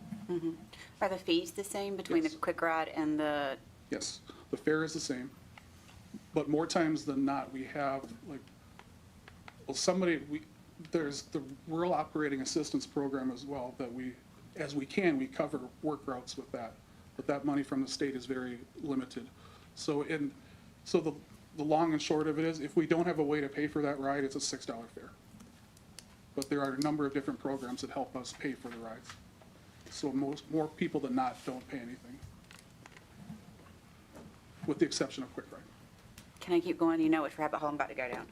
So talk to me a little bit more about you having to ration the seniors and disabled rides. We just started running out of, we weren't gonna make it through the year with the funding we had last year. So we started slowing down the amount of, because we get new calls every day for people wanting a ride to an appointment. And it got to be middle of May, and we had to have a conversation about, we're not gonna get into the middle of June with the funding we have. Do you have any outside sources or private sources for that type of funding? That's what we're working on right now. We have two sources of funding for the elderly and disabled transportation. One is our federal grant, and you provide the match for that already. The other one is through Campo. They provide money for the part of the county that's within the Campo region. We can only use that money for there. We use the other elderly and disabled for the rest of the county. And I want to say it's around $254,000 from Campo per year, and it's $200,000 for the rest of the county. And we're hoping to increase that. Campo has just made an announcement, there's going to be another round of funding coming out for their elderly disabled transportation program. So I think August 10th, I think, is the first meeting about who's eligible and how we can get that, because they couldn't tell me if I was eligible since I already receive it. I'm hoping that we are, so that will help that part of the county. But the rest of the county is still going to be a challenge.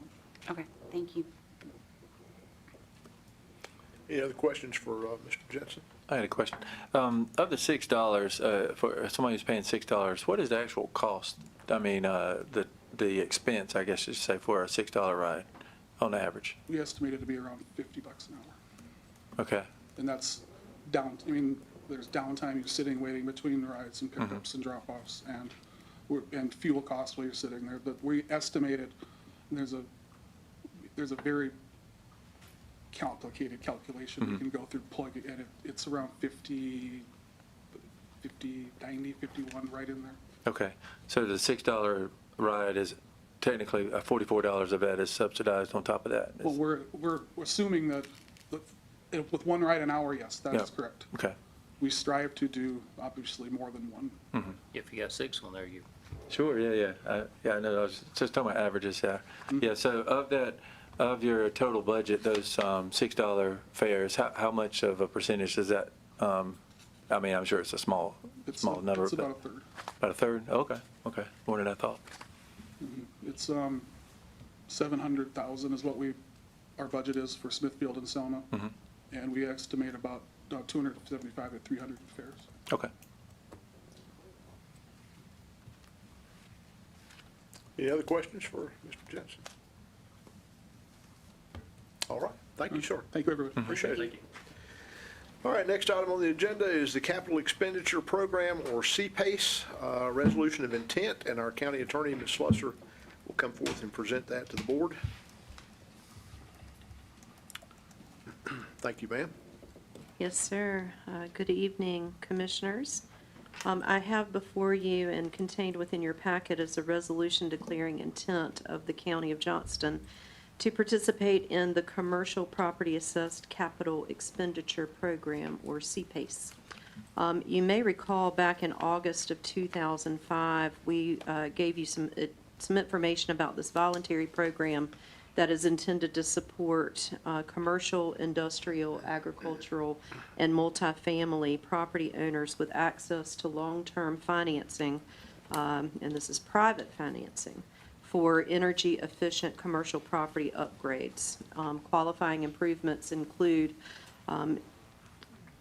safe drinking water, energy resiliency, and energy efficiency.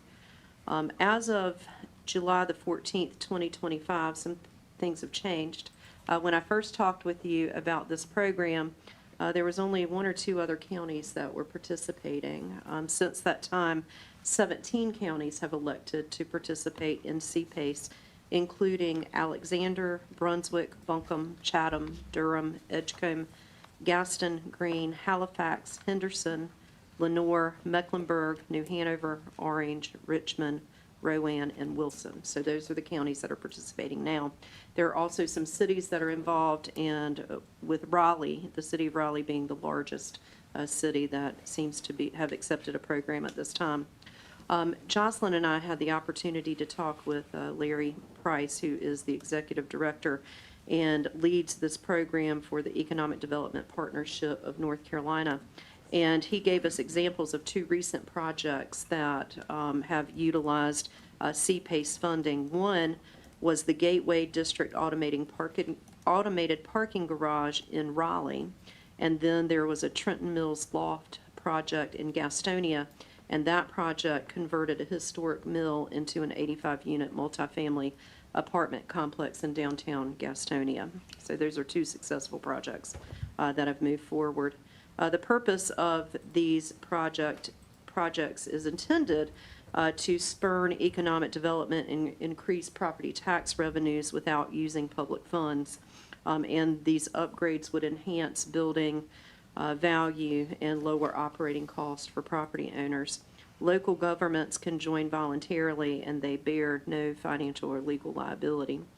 And the Economic Development Partnership of North Carolina handles all of the program administration, which requires minimal local government effort. The process for adopting a program is to, 1, adopt a resolution of intent, and then there are 2 more steps. If you choose to adopt the resolution of intent, then the board would hold a public hearing on August the 17th at 6 p.m. And after that public hearing, you could consider whether to adopt a final resolution to join the CPACE program. The Economic Development Advisory Board has recommended that the Board of Commissioners adopt this program, and staff respectfully request the approval of the resolution of intent. And I'd be happy to answer any questions you might have. I have a couple questions, Yes, Mr. sir. Chairman. Counselor, the 2 examples you had of projects that have gone forward, did you find out where the financing was coming from? Was it conventional banking sources or private sources? No, they were private equity partners. Okay. Yes, sir. Any other questions for Ms. Slessor on the CPACE program? I've looked into this quite a bit from back in, as Counselor says, 2005. I think she meant 25, a while ago. 2025, that is Yeah. correct. And I don't see a whole lot of positives. I don't see any negatives. I think it's worth looking into becoming part of it, especially if it's one more arrow in our quiver. So towards that end, I move to approve the resolution and call for public hearing on August 17th Second. at 6. All right, we have a motion and a second. Any further discussion? Hearing none, all in favor, let it be known by saying aye. Aye. Any opposed? All right, motion carries. Thank you, Ms. Thank you, sir. Slessor. Thank you. Yes, ma'am. All right, item number 7 is Department of Social Services Building and Site Improvements. We have Josh Bennett with Mosley Architects to present. Mr. Bennett, how are you this evening, sir? I'm very well. Thank you How for about being here. yourself? Thank you. Thank you all for having me. Appreciate the time to be with you all. Dana, we ready to go? Oh, fantastic. Thank you so much. Again, thank you all so much for being with us tonight. Want to go over our progress on the Department of Social Services project. This is our presentation for the schematic design package that we've prepared. Essentially, in this process, we are in the first stage of design for the building, completing schematic design, moving forward into design development, and then construction documents. So at this time, we've laid out the building, all of the relevant spaces within the building. We've positioned the building on the site, located parking around that building, and identified all the relevant spaces. And so we're going to walk through that progress. Did I do it wrong? So for tonight, what we do want to discuss, there are a few decisions to be made. First of all would be authorization to proceed with design development, which is the next phase of design that gets us closer to bidding or procuring the construction services. Second, is to actually decide how we're going to procure those construction services. You'll remember back in May, we talked about either CMAR or build for that. And then a third item that does bear some discussion is how we're going to address the parking on this site, because there is a significant amount of parking, and I'll talk more about that in a moment. So to start with our scope, to remind everybody of where we are, when we programmed this building a couple of years ago, we were looking at 2 occupied floors of space at about 139,000 square feet, 1 shell space on the 3rd floor, which would serve for our future growth beyond the 20 years that we've programmed for this building. So presumably that will carry us into future generations. And then a total number of programmed positions for the 20-year need of 620.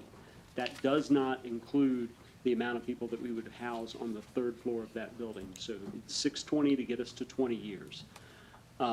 What we have actually been able to design is right at 139,000 square feet where we anticipated. We have a shell space of about 50,000 square feet. And we've been able to provide an additional 8 spaces throughout the building for staff while meeting all of the social services needs. So we're on track. From a site perspective, going back further to our master plan, looking at the right-hand side there, you'll see our Department of Social Services building, anticipating a future health department to the south. That would use a shared lobby off of the main building.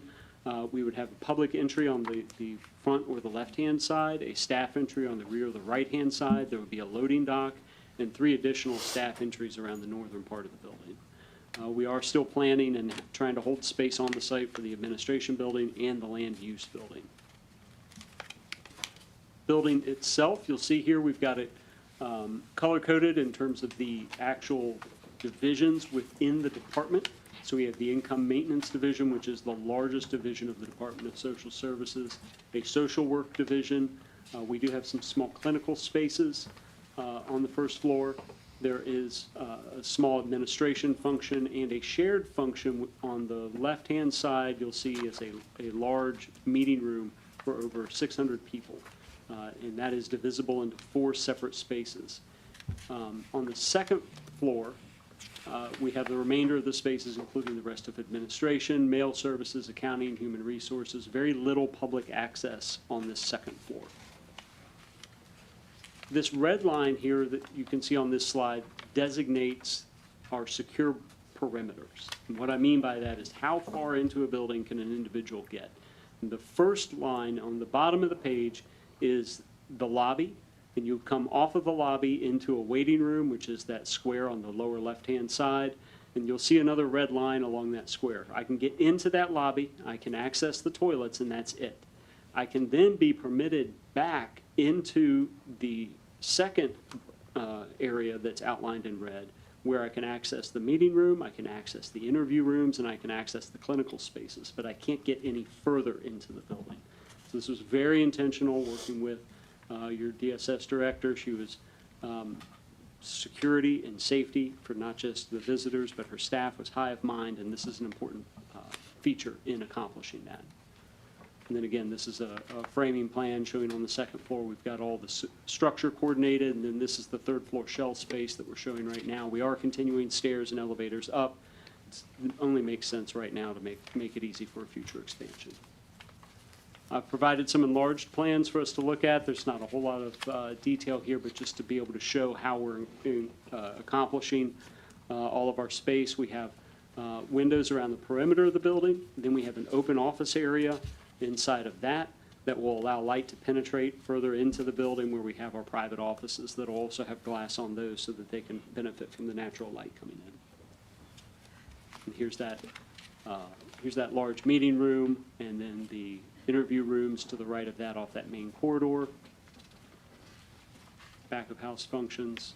We have common shared meeting spaces, so none of the divisions actually own their conference rooms. That is shared within the building. So you don't have accounting, I'll say, hogging or keeping a conference room all to themselves. This is a section through the building to give you an idea of how the mass of the building lays out. So you can see here outlined in black in the middle, on the lower left, that's our meeting room, and then it steps up to the 2nd floor, which then steps back to the 3rd floor. So as it tiers back, it helps to reduce the height or the mass of a 3-story building.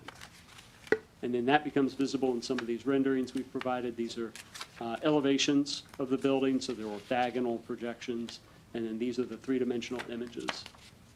And so we've taken cues from across the street at the work that was done at the jail and the public safety building, and tried to create a language out of that that can be carried through the rest of the campus, something that is handsome and elegant without being overly complex and overly expensive, so that it is easily repeatable and durable for time. And I think that's my last one. Is it?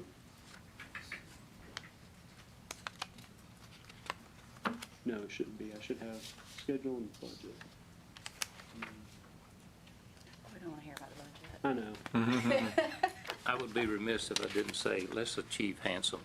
The taxpayers don't want elegant. Yeah. Yeah. No granite windows, Ted, you would like it in some of the third world countries I've been to, on the third floor, instead of building it out, they just poke the rebar up and leave it so they can add on to it later. Whatever's most efficient. You're not giving him much.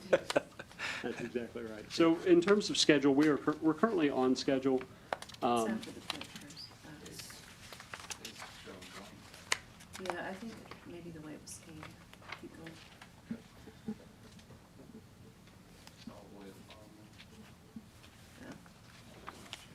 Where's Susie?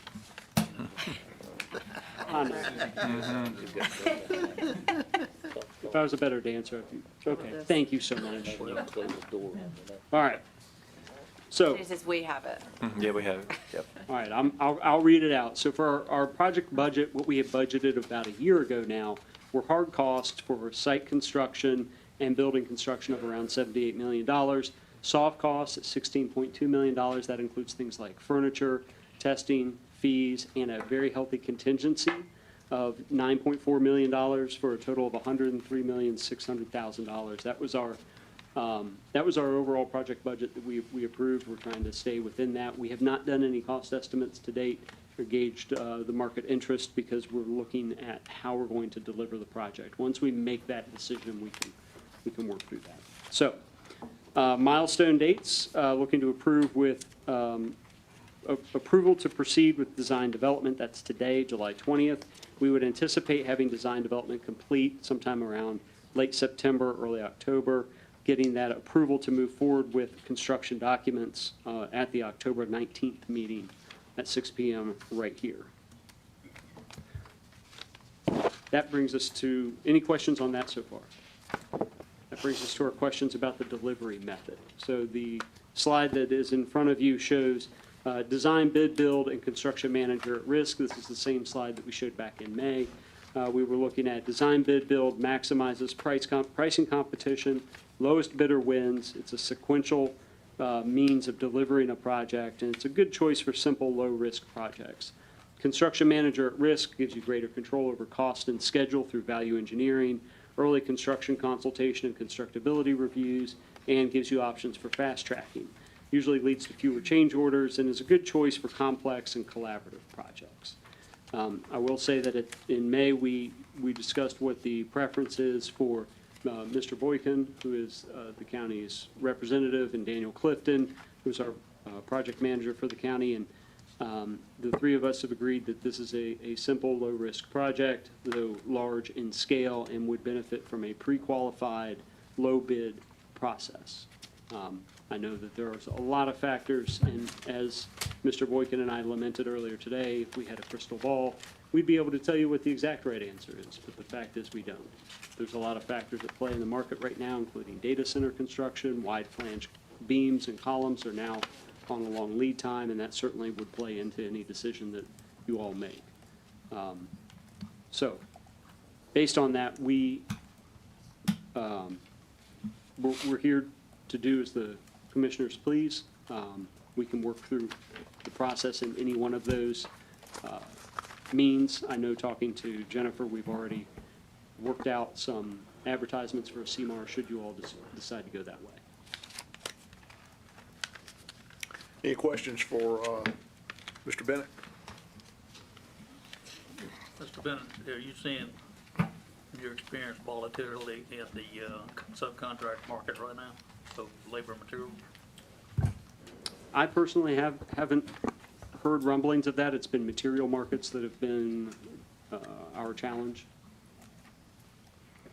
But contractor availability is something you don't foresee being a challenge here in terms of competitive bids? Not at this time, no, sir. Okay. Any other questions, comments? Yeah, the question before us today is to move forward with the detailed design phase and determine the construction delivery method that the board chooses to use, so. with Well, that- we've kicked enough cans down the road. I'm ready to move forward and, you know, in talking to Mr. Borkin, I'm in favor of the bid design.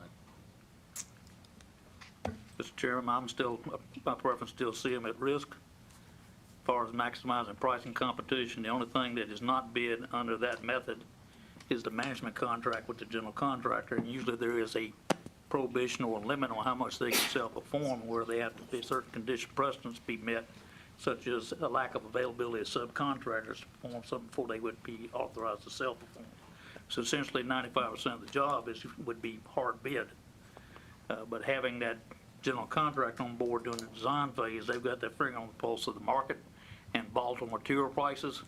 And we're seeing a situation right now based upon world events and national events that makes volatility almost a certainty, in my opinion. And I won't repeat everything Mr. Stovall said, but I do agree with him, and I prefer the construction manager at risk method also. Okay. Anyone else?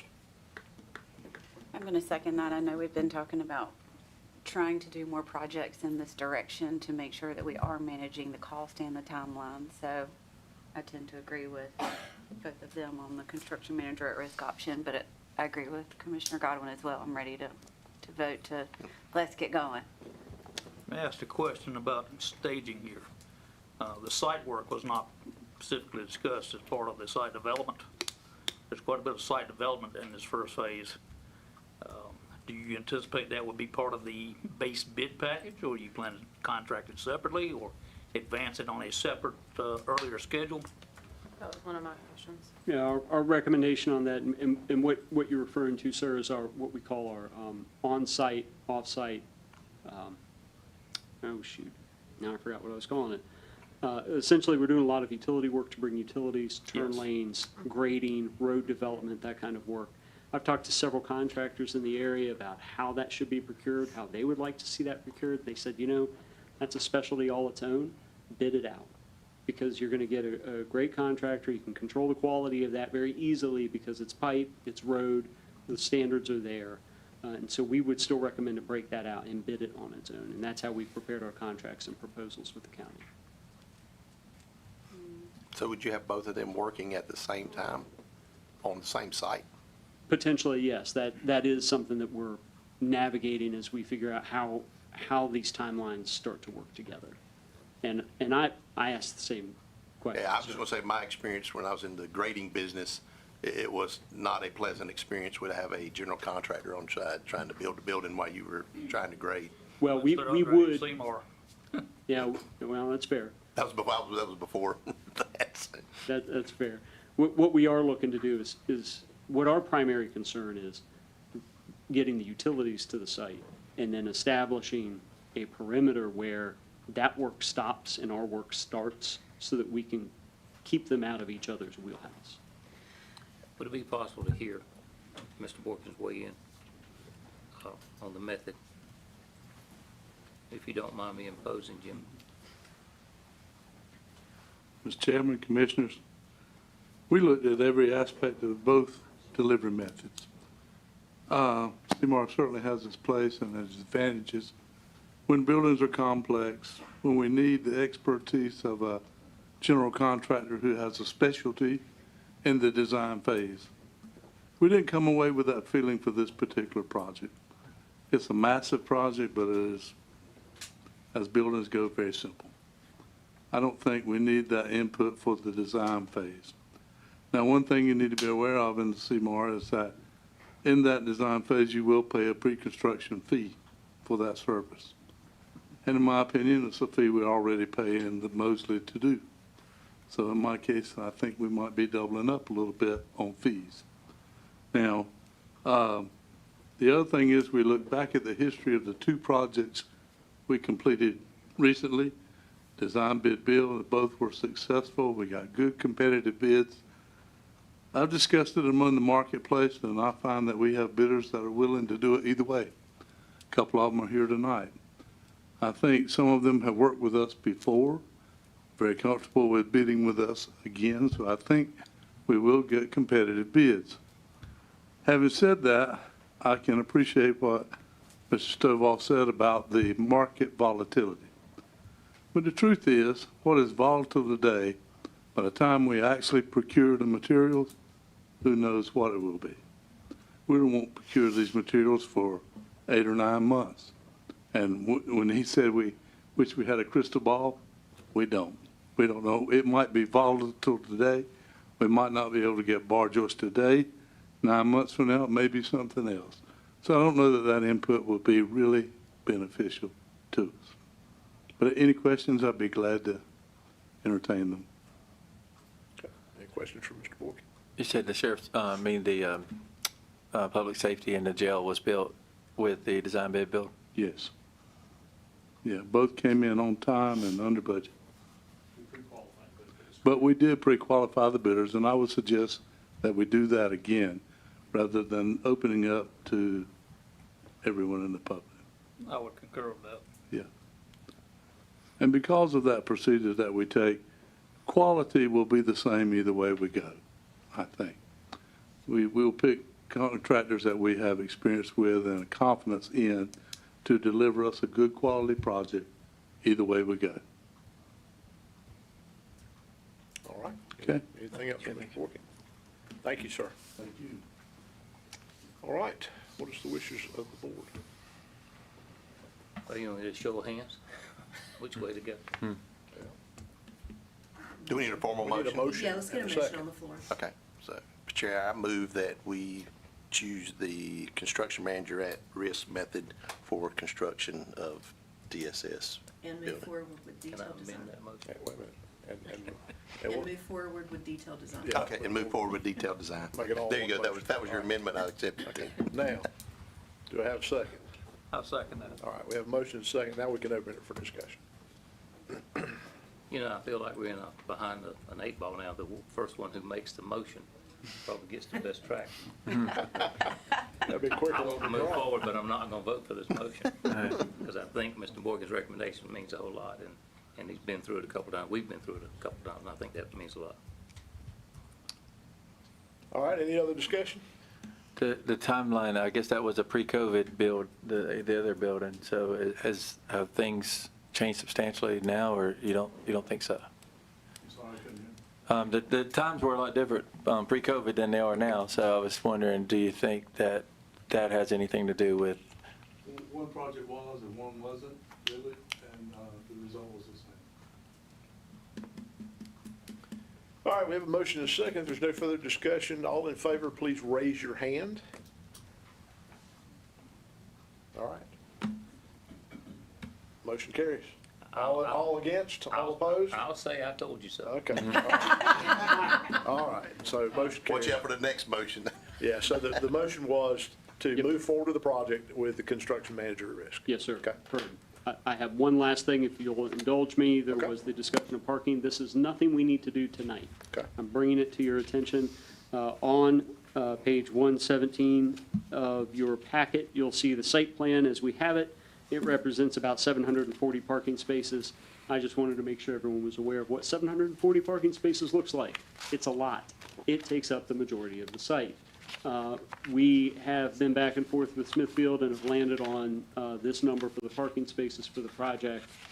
We originally were not going to provide parking for the shell space. They've since changed that and wanted us to provide that parking. All that being said, the legislature also just passed a law now that it goes into effect January 1st that says they can no longer stipulate how many parking spaces we have to provide for any building. So theoretically, as of January 1, we could build this building with no parking. That's not the most beneficial thing to do. So we would be able to, at that time, I believe, argue that we could reduce the parking down to approximately 500 spaces for what we would need to be able to operate today, and the county could expand as it needed. However, if we revisit the parking deck discussion we had during our master planning process, if we were to build a deck today, it would be the cheapest we would be able to build it for several reasons. Number one, construction prices are not going to go down as we go further into the future. Number two, we can take credit for not building parking spaces today and roll that money up into a parking deck. And number three, the parking is subject to reimbursement from the state for the DSS funding. So I offer that because I think it bears further discussion. Again, we've made a lot of decisions tonight. I don't think we need to make that tonight, but we can move forward with the design of the parking lot as it is. Okay. Any questions? Go ahead. Quick question, in your experience, what tends to be more ADA compatible? I would assume parking deck, but deck over parking spaces or no? Parking deck, yes. Parking deck. Yes, yeah, it's going to be more secure, it's going to be more handicap accessible, it's going to reduce your stormwater load, it's going to make it easier for us to expand in the future. Yeah, so for those reasons. I'm just thinking of the citizens that these buildings are going to serve and the needs that they may have, you know, spending the money today may save them a lot of effort and time in the future. I do think it's something we need to at least consider. I'm not saying we should say yes or no, but, you know, the security of not only the citizens, but the security of the employees and staff going in and out. I mean, it's 740 spaces. That's a long walk out there to the end. And so, you know, I'm not saying it can't be done, but we're using up a lot of the valuable space that we have for buildings on parking spaces. I pulled a dimension on it, sir, and you're absolutely right. From your furthest parking space to the front door, it's pushing a quarter mile. So what is the cost comparison from a parking deck to versus individual spaces? I'm looking at Ted. Mr. Godwin, you missed that one too. They're stealing your thunder. We're working on the same page over here. So a parking deck, parking space and a parking deck ranges anywhere from $30,000 to $35,000 per space, depending on who you ask. A parking space in a parking lot is anywhere between $5,000 and $10,000, depending on what all of your accoutrements run. I ran the numbers before I came tonight, and we've been looking at a 525 space parking deck. That would equate to approximately $17 million worth of construction, and then we would add a couple million to that for soft costs, and then we could actually take credit for about 350 parking spaces, which is anywhere between $1.5 and $2 million of credit for not building those spaces. And then a reimbursement back. And then we would have that reimbursement from the state, which would further erode that amount. Okay. Well, there's certain pros and cons either way. I have nothing against parking decks, but they do cost more. The other thing is, there's a lot of parking decks that absolutely hate it because they don't make them large enough to maneuver in. The spaces aren't big enough to keep your car from getting beat all up by the guy next to you. That's those other architects. Yeah. I'm just making an impassioned plea now. Consider that if you design a deck for us. And I see more security risk in the deck than the large parking lot. Can't hide in that large parking lot. You can hide in the deck. I was gonna say, having an office in downtown Raleigh and one in downtown Cary, there's a difference in security between the two. So which is better? The lot or the deck? No, I have parking decks at both. Okay. And I was walking from a parking lot before, Well, absolutely. We and need Cary was still safer either way. A moat with alligators in it around the Yeah. complex. So it's not the deck, it's where the deck is. where it is, Understood. yeah. Right. Okay. And I would just say this, as somebody that's to take their dad to the Durham VA, there's the new parking deck that they built a couple years ago. And so there's 4 or 5 levels of handicap spots that are right beside the elevator. Whereas if they was spread out, they would be much, much further away to get to the elevator to go down. And it shortens our walk a lot since we've had that deck. Any other questions for Mr. Bennett? Oh, this is not a decision we have to make tonight. We'll have other opportunities to discuss it. I would take it under advisement and, you know, be thinking about that. The only thing I'll interject here is that we get one opportunity to get it right. And so, you know, this is our time. I kind of go back to what Commissioner Rose mentioned, can we leave rebar sticking out of the ground? Yeah. Go back. Or have that, Just poke it at the the top. shelter on the top. It's like we do on the, yeah. Never been any cheaper than it is today. Yeah. So, So I did want to just make sure, so I know we selected CMAR with the DSS building, but we're going to separately bid the on-site, off-site improvements. Is that what we opted to go with? It sounded like it to me, but I may be wrong. Yeah, 'cause we did not discuss the on-site, off-site improvements tonight for authorization to change that at all. Do we want to? I don't know. I was just clarifying what we did. I didn't hear us mention the on-site, off-site improvement yet. we just did building and the the method. I'll come back next month. Talk about site. We'll talk about site. Okay.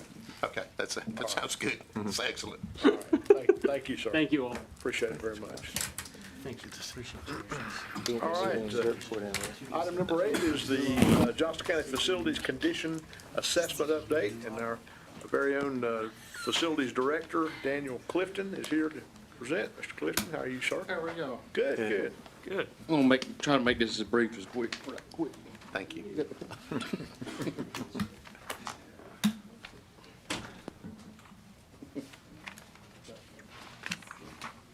All right. Good evening, Chairman and Commissioners. I'm here tonight to give you a brief overview of the facility condition assessment we just completed and how we're using that data to move from a reactive maintenance to a proactive maintenance model. In late 2025, we entered into a contract with Brightly, who partnered with Alpha Facility Solutions, LLC, to provide facility condition assessment and asset inventory for Asset Essentials. Brightly, the project was completed by a team consisting of engineers, architects, construction professionals. This predictive approach to asset management is known as capital planning and is used to anticipate funding and maintenance needs many years into the future. Like I said, I'm going to try to hit this pretty quick. Scope of the work included and identified and document current and forecasting conditions of approximately 680,000 square feet of facilities, identified and documented the current site needs, identified and documented the remaining service life to those buildings such as DSS and so forth, included the building envelope, the finishes, roofs, electrical, plumbing, heating and air, and the trades. Forecast facility renewal requirements based on life cycle analysis of existing systems and spans for the next 20 years. And then provide rough order of magnitude or ROM cost estimates for building system renewal and site repairs for future projections. And then also provided a facility condition index, or FCI, which is a measurement to illustrate the relative condition of those facilities. At that time that the assessment was done, there was 29 permanent buildings that was owned and operated by Johnston County. No leased areas were done. They entered all areas of the building that were accessible, roofs, basements, and so forth, conducted. And then Alpha, the company that did it, of course, followed BOMA, Building Owners and Managers Association, their life cycles that they recommend. Their projections are very aggressive. I will warn you on that.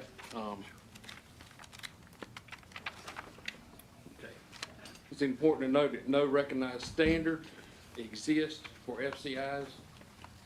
So they use this grade, which is from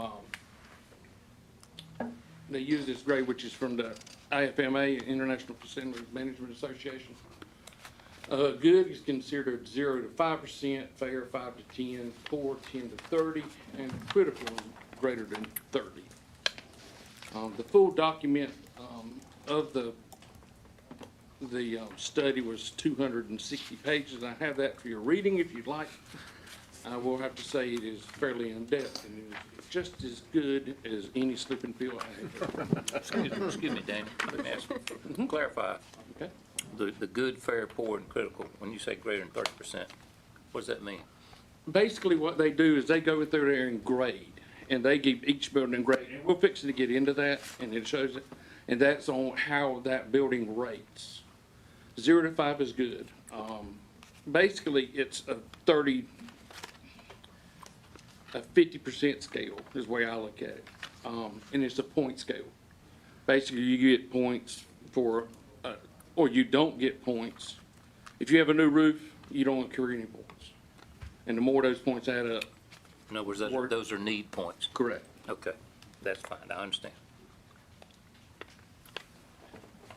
Here is a list of the buildings that we did. And once again, it's a very aggressive schedule. It also shows the total needs of the recommendations for 2025, because this was completed and given to us in late 2025. And then the current was assessment values. All of these here, I'm just going to go through fairly quick. The worst condition boards we actually have was for the livestock arena. I think most of us know that. That slide is not on here. Did I do that? Sorry. The livestock arena was with, 2025 was with an FCI score of 23. We all know the condition of it. A lot of that is due to the ongoing study that you've got of what we need to do with the livestock arena future, and what future it holds. The second one is going to be mental health with a 19, and that is because of the age of the building and the connection with really the hospital. A lot of the mechanical systems operate off of the boilers and chillers, and they're all from the actual hospital. Those systems do. Quickly, I'm going to go through the ag center here. We had a FCI of 2, 0 this year. And it's going to have they project by 2030, it will have a 2. This is just basically how they graded it. I'm not going to go into individual ones. They said it needed $16,000 worth of electrical for the ag center, and that was for exit signs and emergency lights. But I currently do not recommend that. They all have been converted to LED, and if it's working, there's no use to replace it, just to say you replace it. Daniel, can I ask for a point of clarification on that 0 to 2? Yes, sir. As I understand it, 0 is about as good as you can get. Yes, sir. And by 2030, it'd have a score of 2%, which still keeps it in the good range. In the very good, yes, sir. Okay, I'm good. Okay. Animal control, this year is at a 0, and they're projecting a 8 in 2030. A lot of that is due to age of HVAC units and so forth. And that it can be found on the next page for HVAC and plumbing. They recommend that all branch circuiting, sanitary waste, domestic water distribution, and all ductwork be replaced, have a serviceable life of 20 years. So basically, every building we have that's over 20 years old, they're recommending we replace all the sanitary lines, distribution lines, and as well as the ductwork and branch wiring. So that is where a lot of this money is coming in on these buildings that are in the 20 to 40 range. Physical deterioration would, of course, amount to certain scores. What about state of the art in terms of efficiency as those things evolve? Could that figure into this scoring system going forward? It will. In other words, something's working fine, but this new technology says we could save X dollars in ways to do it. LED lighting in lieu of incandescent. Correct. All of our buildings have been already switched to LED. The way I like to say it is we have gotten all of our low-hanging fruit. That's the inexpensive stuff. Now we're getting to the control systems, fire alarm systems and all that are coming of age and we're having to replace. We have part of this program, we are in the process of starting an energy management software that brings all of our bills into one location, that one person goes over every month to make sure that we don't have. It'll have a trending feature in it, and it can show you when there's an aberration in the. Correct. In the history. One thing with that, with the detention center, when we moved in, we got the bill, and it just seemed really, out of this world. Went back, we were being charged, and I caught it, and we got lucky. I didn't usually see the bills, but I saw that one because it was sent to me by accident in our office. But that bill was, we were being charged out-of-town service for sewer and water instead of in-town rates. And it cut it. We ended up, had already paid 3 months, so they credited it. But that is part of that, the energy management part. Benson EMS is another one that we're at a 12 now. They're recommending that we're at 2030, they're predicting a 13. A lot of that is the age of the building as well. Like, it was built in 1975.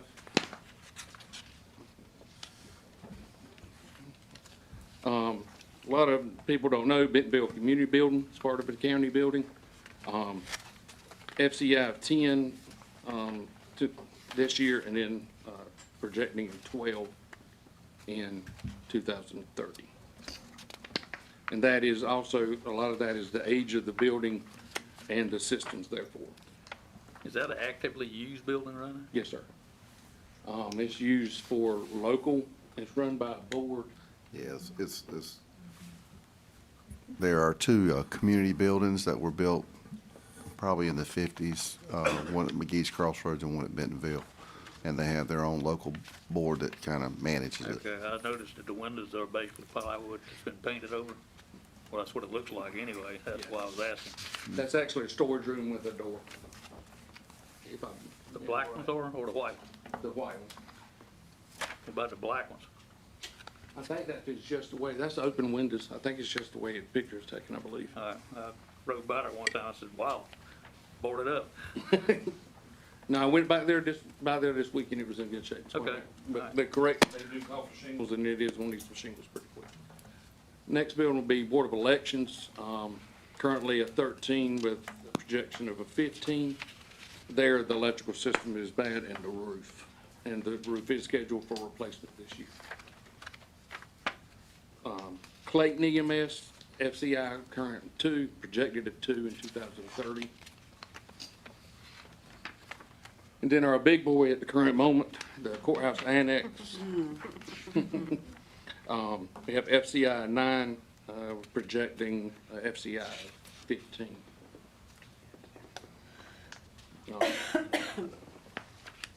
And a lot of Mr. those. Chairman, can I make a suggestion? Rather than you read, could you pick some extremes on one end or the other? Okay. We still have a lot to go. I understand. I don't want to go through. Okay. Maybe Well, make we've the already board done wants to that hear pretty more. much with the livestock arena and all that. I can go over any questions, and I know it's fairly long, but the main ones was the livestock arena, the Heritage Center, and mental health. Mental health, like I said before, some of that is out of our control because of the hospital having those mechanical units and so forth. As far as R22 units, that was brung up in this. Currently, we have 26 total R22 units, HVAC units. They are 3-ton and smaller. I think there may be one 5-ton at DSS3 that we currently utilize. We have 2 R22 chillers running right now, but they have already been purchased and are being replaced at the moment. Waiting on those to get coming. I know that's quick. Yeah, but so in the report though, does he have all 29 from 1 to 29 in there? And yes, it did. And I can share the full report. If y'all would like me to, I can send it to you, or I can come back at a later night and cover everything. Yeah, I would just think you've got, all the information I think that we've been looking for quite some time. And I know, I didn't see in, at least while we had this presentation, a representation of that life cycle model where we can see investment of X yields a facility index of, condition index of Y, and we can see where we want to be on that to get those. But is that part of, I know you had software at the end. Yeah, the software is actually, we brung this part into a CMMS software, maintenance software, to help us move from that reactive to the preactive maintenance part. everything that they went through, every one of the buildings, all the air handlers, any equipment that it has to be serviced or anything had an asset sticker applied to it, barcode, so we could utilize that to get the information, mobile, and that was implemented into that software. So we are currently using the software through our HVAC department, and they're using that for preventive maintenance, getting daily reports on what is due, and that has helped us a great deal. We're already using. We're already utilizing that, part of that software. As far as the predictions for the capital assets and all that, I have not currently got into that part. Trying to do it a little bit at a time, so I don't overwhelm my guys. The elephant is big, so. Yes, in our HVAC department, they have more of the equipment than anybody, so we're letting them utilize it. But in the next 30 to 60 days, the entire department will be moving over to that system, that CMMS system. Good. I was just gonna say I guess from where we started 2 or 3 years ago, when we started even as a board talking about it and you working on it, is where we are today better Yes. than you thought it was gonna be, or, yeah? Yes, it scared me, but a lot of it is just information to back up what my feelings were and help support that information. All right, just to clarify, you already got a CMMS system and it's populated with assets. Yes, sir. When they did this, they automatically populated it. with You're already light years ahead of a lot of government agencies. Absolutely. Yeah, a lot of the things that I'm learning now is stuff we just have replaced at the end of this budget year, taking the old one out and putting the new one in. Yeah, and I think Bradley's software, that we ought to be able to develop some actual curves of our own. We have some, I'm sure they've got some curves we're using, but we can. Yeah, we're just we're sticking our toes in the software, that's so much more than One that. big advantage of it, these systems typically prompt you on what PM measures, preventive maintenance measures are needed and when. So you got a ability to go in there and it prompts people to go ahead and schedule that and get it done. And there's stuff that you're gonna miss unless you have it in the software. This total needs for 2025, $10.3 million. Is that what you need today to address building efficiencies? No, sir. I don't feel I do not personally feel that way. Like I said, a lot of their stuff is, if that building is 20 to 30 years old, they want all the piping and all replaced. Yes, we do have some problems with Oh, yeah, piping. you gotta use a certain amount of judgment. Exactly. We're not in it to do this. We're in it to provide the best product we can at least amount of money. Let me ask you a little more, not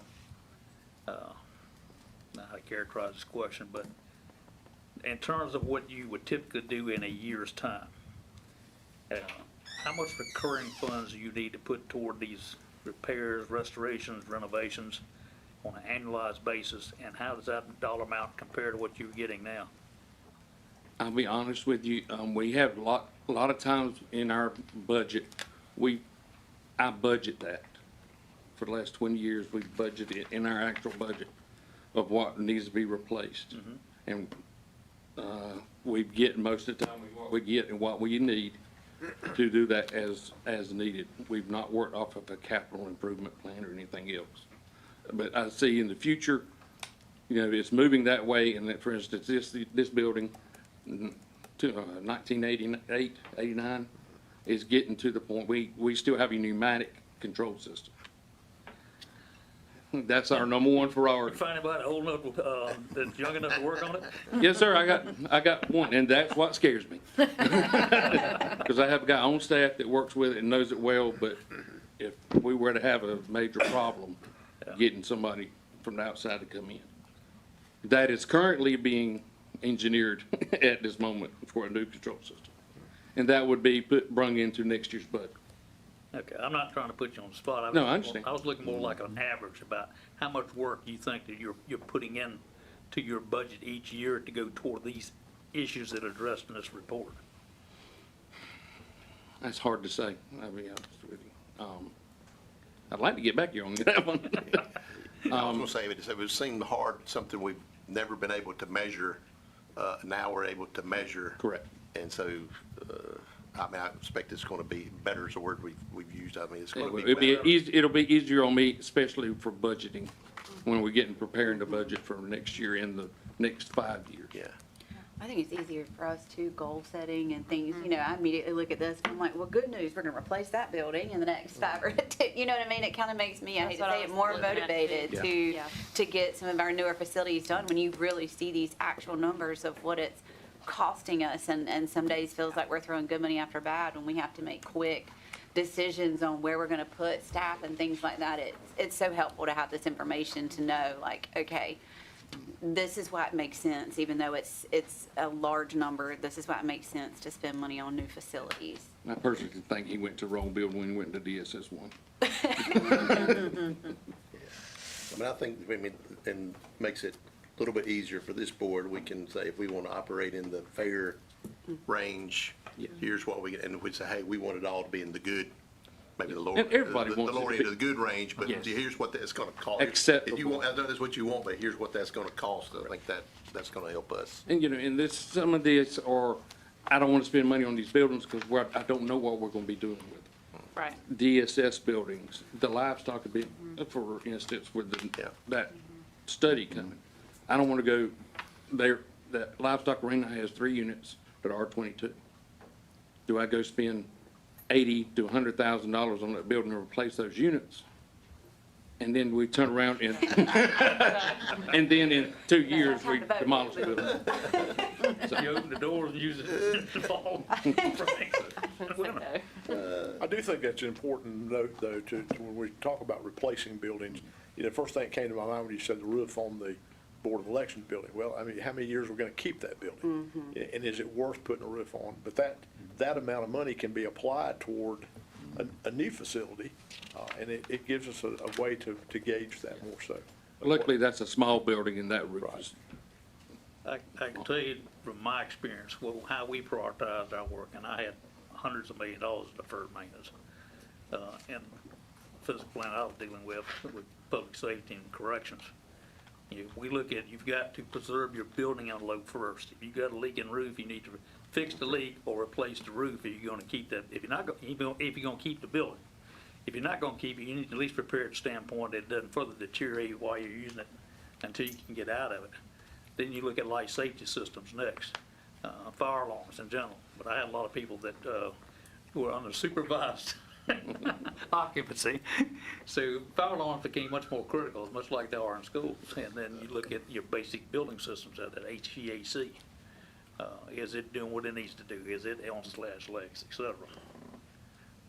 Any other questions for Mr. Clifton? Thank you, sir. Thank you very much. Yeah, Appreciate it. Very good, very good. All right, item number 9 is emergency services, or general services funding for fire departments. We have our Fire Marshal Travis Johnston speeding in the back door back there. Welcome, sir. Good evening. Good evening. How are y'all tonight? Good, good. Got a few people coming in with me there, let me get in. Proud with you there. Yes, sir. Y'all come on in. Looks like his muscle. Yeah. Yeah. Yeah. Got You can jump to the motion quick on this one, Ted. Got emergency services staff, Director Parker and Deputy Director Holloman with us, and also commission members Kendall Hocutt and Jeremy Daughtry. We respectfully request the consideration of the Board of Commissioners to allocate $152,054 from the Fire Protection Service District to cover the additional governmental services that were not captured in the initial budget proposal by the Fire Commission, fire departments. We can answer any questions you have about those services. So essentially what happened is some of the fire departments that are directly connected to municipalities, you know, it's an arguable point that a portion of their human resources department or their planning department and so forth is attributed to the usage of the fire department. So in order to do a cost share with that, or to fund that portion of it, we went back and we met with Clayton and some of the different others, and looked at what their actual costs were.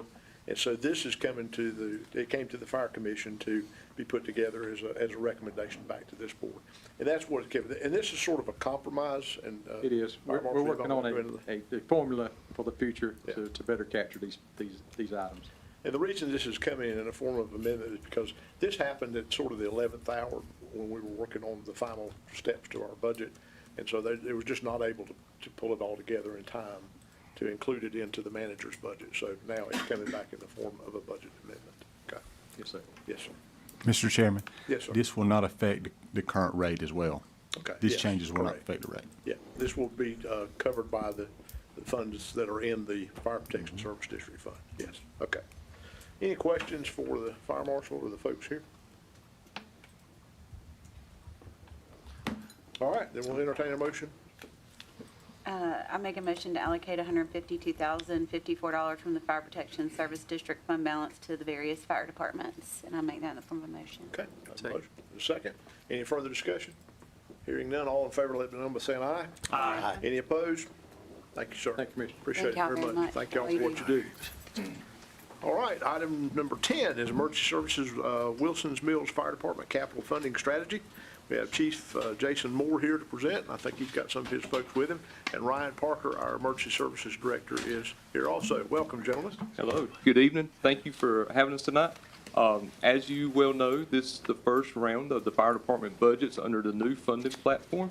And we had a lot of good conversations, learned a lot of things this first go around.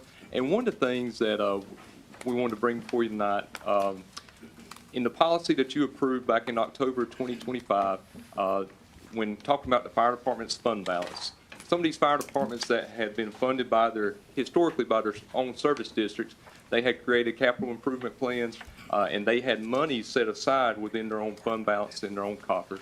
And one of the items in the policy states that if there was a fund balance in excess of the operating budget, that the operating budget would be reduced for the fire departments. With this first round, this first year, we had a couple fire departments that had some fund balances, and they come to the budget committee and shared that they had some projects that they were wanting to do. And so some of these fire departments were allowed to hold some of that money to complete those last legs of those projects.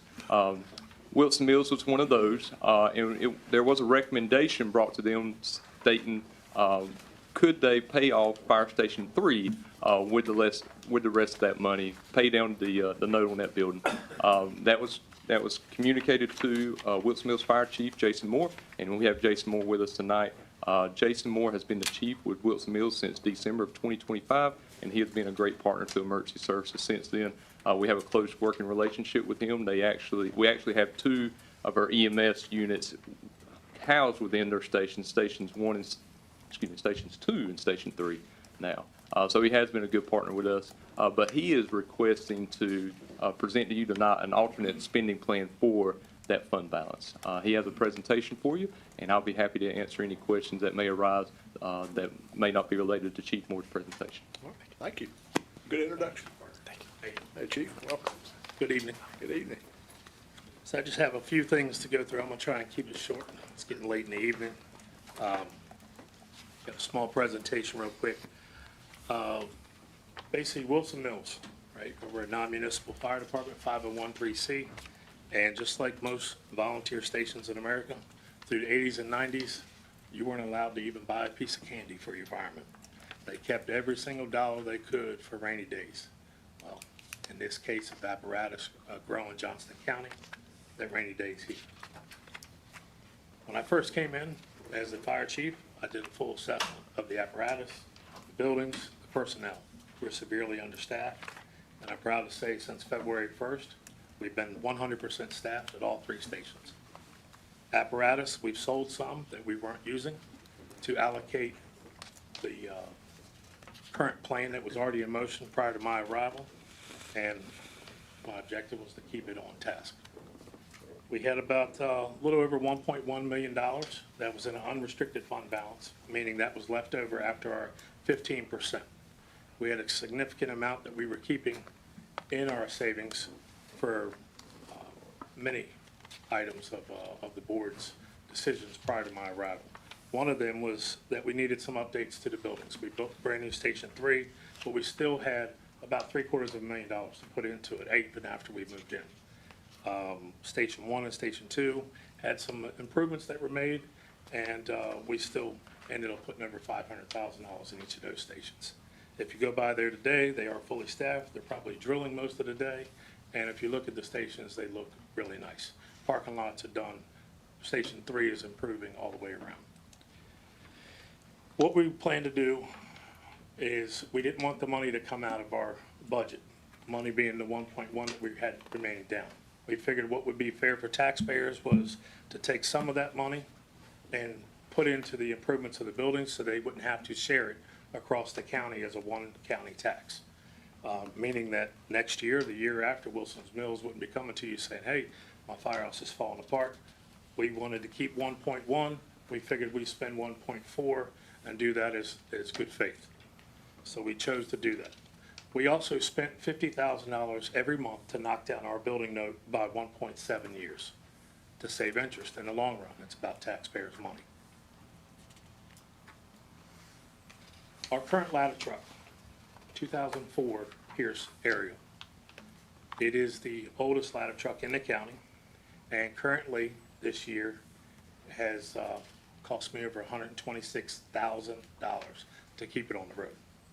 The truck was purchased from 2021 from Cary for $150,000, so we're approaching almost exactly what we paid for it just to keep it on the road. The mileage was about 88,000 then, and now that we're fully staffed, the truck is running. It's running the mutual aid calls that we're looking for. A lot of calls were cut down from Wilson's Mills being inadequately staffed. Now we're changing those back up. We're looking to pick up our runs from about 1,600 to probably over 3,000. The ladder truck is a vital operation. It keeps us in the safe zone, as we call it, for our fire department operations. And I'll just give you a little bit of components real quick. The repair costs this year alone, as I said, was over $126,000, nearly $130,000. I haven't even got the final bill where it was just tested the other day. With that, the truck's 65% of the cost has been spent in 7 months that I've been at Wilson's Mills. Before my arrival, the board of directors had already allocated to replace that ladder truck in the next 2 to 3 years. Well, it takes 3, almost 4 years. As of today, 42 months to build a ladder truck. If I continue the same math, it would really not be feasible to keep running the ladder. However, we are the only ladder, besides Clayton, that's staffed with 4 personnel in the county. A lot of other departments have ladders. They cross-staff, whatever the case may be. We ensure that when that ladder truck is needed, all 4 personnel are on that ladder 24/7.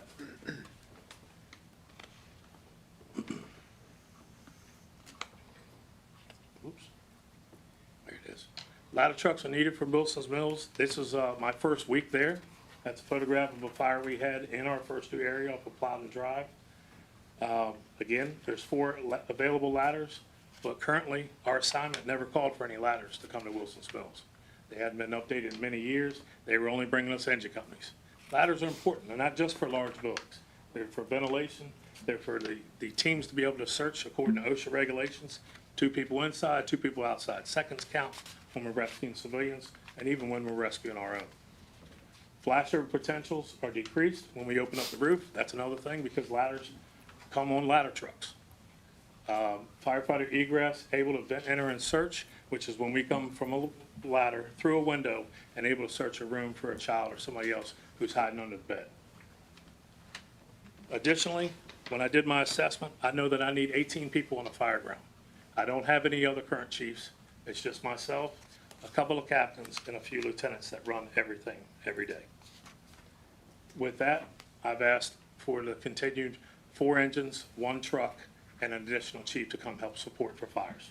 That gives me my emergency response framework of 18 people.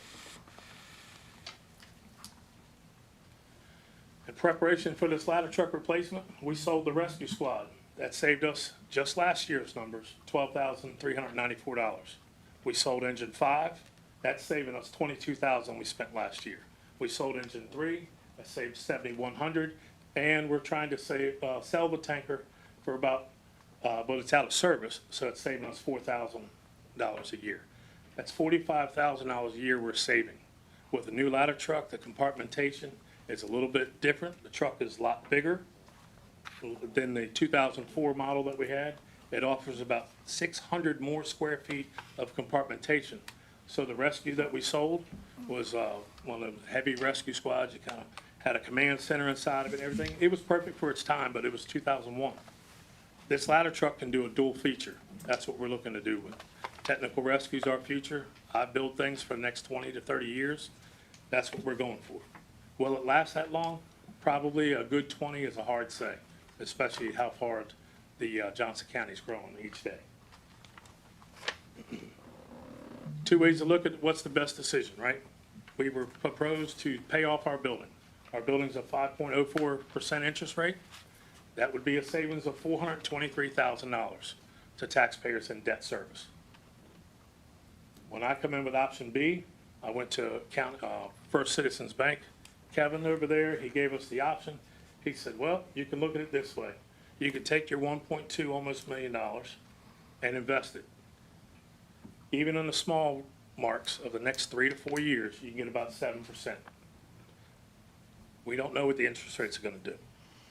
So we looked at it at a 2.5% increase and then a 3% increase. And I even looked today and I found many other loan companies that are out there and talked to Ezekiel from First Citizens. And he said that I can get a 5.4% interest rate on a 12-month note if I take the money and invest it every year. If we go with option B, we're able to put down about $1.5, $1.6 million on a $2.2 million ladder truck. I would much rather finance a little over 1/3 of the ladder truck price than finance the whole thing with only having $423,000 put down. Sure, it'd be nice to pay off the building, but it's the only thing that we have a loan out there on. Everything else we have is paid. To take the ladder truck interest rate, sometimes they climb 8, 9, 10, 11%. So the more money you borrow, it's time that percentage rate.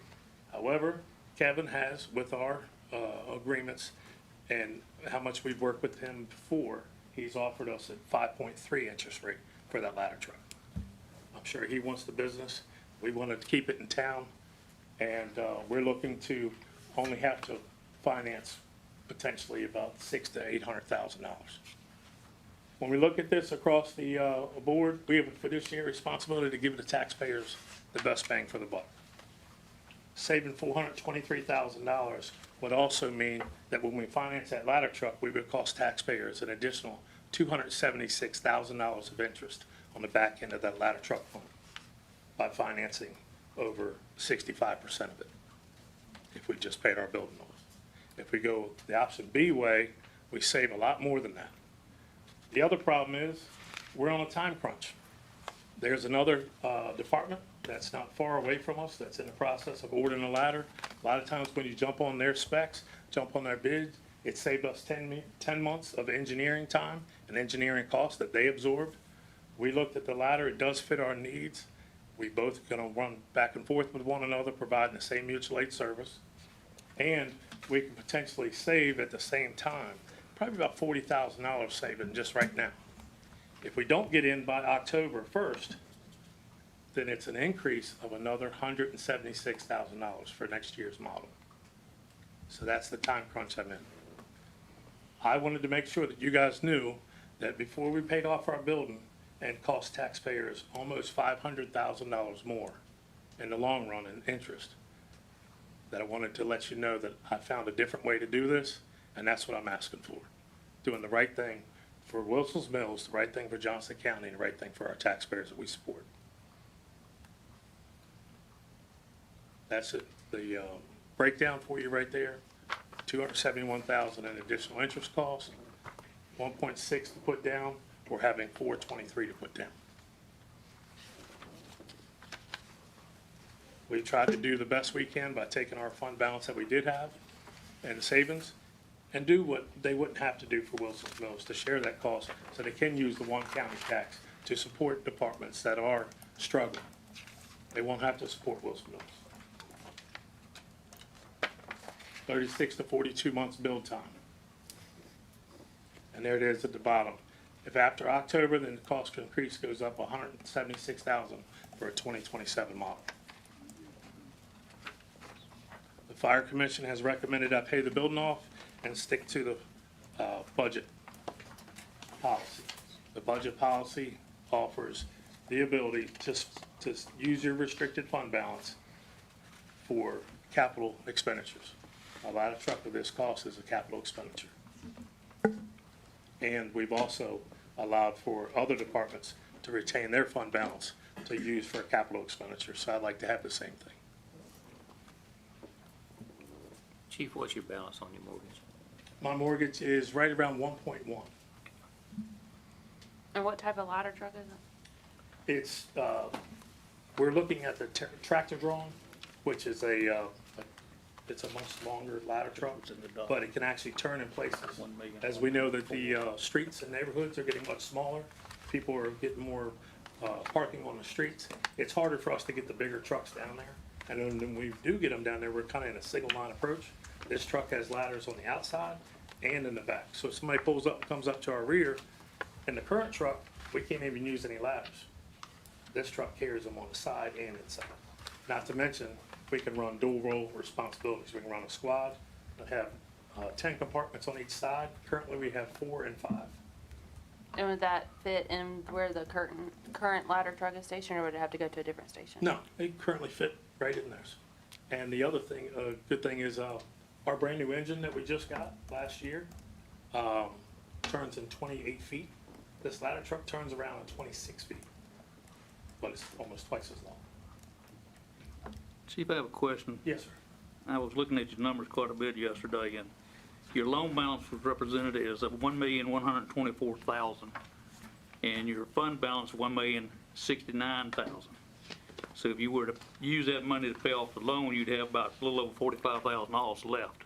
How do you get from $45,000 to having $423,000 put on that? It was explained to me from the fire commission that that would be the debt services of me continuing the loan or paying it off. That's basically how much I would save from having the debts every year of that. So if I paid the building off, instead of having $46,000 or $60,000 a year in debt service, I would no longer have it. So they were adding it up over 4 years, you would accumulate about $423,000 with the money that I have left over plus that. Looking at the difference in interest rates, it's only less than a 0.25% difference between what you said the building loan is now and what the expected apparatus loan would be.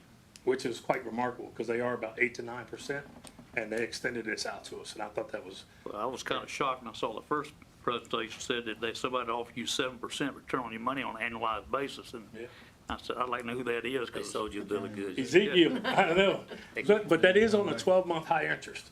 You know, that's playing the market. Yeah, saying And, 5%. you know, when we I've talk seen them about, lose. right, and when we talk about the market, we don't know what it's gonna be. I mean, if they open this straight right now, things are gonna look good. If they keep it down, things are gonna stay down 2.5%, 3%. So even if we only put down 1.2, that's a lot better than putting down 400. Well, I also understand that a good business practice is you resolve your debts first before you move forward with other capital expenditures you have to finance. And that's what the fire policy, I think, was recognizing too. So why do you think we should deviate from the policy in this particular case? Taxpayer interest down the road. I don't want to cost them $276,000 in interest cost when I could save that right now. I mean, as we look at it, everybody, we're going to a new one tax, one county fee. We spent savings to offset the deal to figure that we were doing a 50-50 shot. And we were trying to do the right thing. I still can't get the numbers to work. I can send you Kevin and Ezekiel's number if you like, because he That's not an re-explained it again insured- today. That's not an insured deposit. I'm sorry. It's not an insured deposit, is it? No, sir. So it's speculative with the market. It is speculated for the market, exactly. Yep. So the numbers could be inflated, right? Because we don't know what the market's going to do from one day to the next. But if you still look at the end result, putting down 1.2 versus 400,000 maybe, it's a lot difference. Your Especially when we, $130,000 repair cost for 25, that was for the 25 year? no, sir. That's been since December 2nd. All right, are these repairs that you would expect to fail in near term? They had to be major system repairs. Well, a lot of them are major, but when you get to air leaks on a truck that's, 22 years old, air leaks are hard, right? And then you talk about Kuzma pumps, then you talk about brake systems. The biggest thing that we have now is we're chasing hydraulic lines that are in the middle of a frame. When you talk about a platform truck like we have, and like many have, that is one of the most mechanically detailed trucks that you could have out there. One of the most expensive to maintain. They have a hydraulic system that goes from the middle all the way to the tip to control the bucket, leveling, and everything else coming down. The straight truck I'm trying to get is one of the cheapest. The annual maintenance on that is about 12 to 16,000. Annual maintenance on a tower truck is about 30 to 34,000. Does your analysis forecast that you expect to put approximately 130,000 in it annually going forward if you kept it? God, I hope not. To be honest with you, I know I have to keep it for 3 years, right? And we are doing everything we can to treat it right. And, you know, we're gonna have to put tires on it. Just to put tires on the rear was $8,000. That's a maintenance thing, that's not repairs, right? But then when you talk about a brake caliper, that's a repair. And those are going left and right. I drove it back from the repair shop, and the brake caliper went on the way home. You know, so it's just one thing after another. You talk about 22 years of a diesel engine that's running calls straight, you know, as hard as it can go right out the door from being a cold. And, you know, when we looked at it, how Northside was giving the okay to hold their money, I said, hey, maybe there's a better option for our taxpayers. Well, they had a whole different set of circumstances there. That was of a future site, land banking. It's still a capital expenditure, right? It's a capital expenditure, but it was far more justified, at least in my mind, Right. than what I was seeing here, because I still can't get the numbers to work out. How do you achieve full staffing, Chief? Was it volunteers or paid staff? I missed the question. Achieve the fully staffed? We hired. We're still using the volunteers as part-time employees. We don't do stipends any longer. And we've hired 19 in one shot, hired about 6 more. I think our current staffing's about 36. We just went through a battalion chief process Friday. And we're looking to finally get some supervisory help for it. We've looked at everything we can that's gonna cost us money in the next 5 years. And this is the one that we need to start replacing now. If we wait 3 years, that's 6 years of paying for this truck. If we wait a year, wait for the apparatus committee to meet, then talk about engines, and then get into ladder trucks, because I understand that that's not on their plate right now. But you're talking about 8 years down the road. Somebody's gonna need that ladder truck. And maybe my own person. Any other questions for Chief Moore? From the fire commission standpoint, is this replacing this truck the highest priority they have right now? We're supposed to be the first truck to be replaced. We're the oldest. 2004 for us. But you expect, I saw in here, you expect that if you put your money toward a truck, you expect the fire commission to pay off your building balance over time, is that correct? We would just keep continuing to pay our building as we've been doing through our budget, yeah.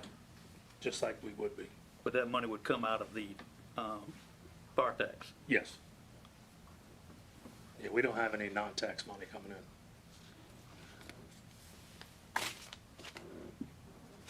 It's $11,138 a month mortgage. So that's why we took it on there, knocked down a year and 7 months, paying $50,000 a month until we get this process approved. Do you have access to the other trucks that are in service should the need arise? Ladder No. trucks?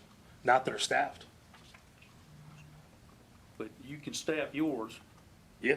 but if the truck shows up, could they staff it and use it? How would they get there? You can't hitchhike. You gotta Well, come with them, if right? you got a mutual aid agreement, they're gonna respond to the site. With them. But how do I get my personnel there? We don't have volunteers like that. We just have career personnel now. So they ride staffing of 3 personnel on the engines and 4 on the ladder truck. That's what our mutual aid agreement currently says. You're supposed to have 3 with 1,000 gallons of water for an engine and an EMT. All of our personnel, maybe 2 employees are EMTs now? So they definitely, we meet the EMT, mutual aid agreement for engines, but there really isn't one that's written for trucks.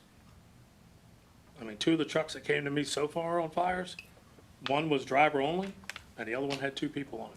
They cannot perform a function for search and rescue with only 1 or 2 people.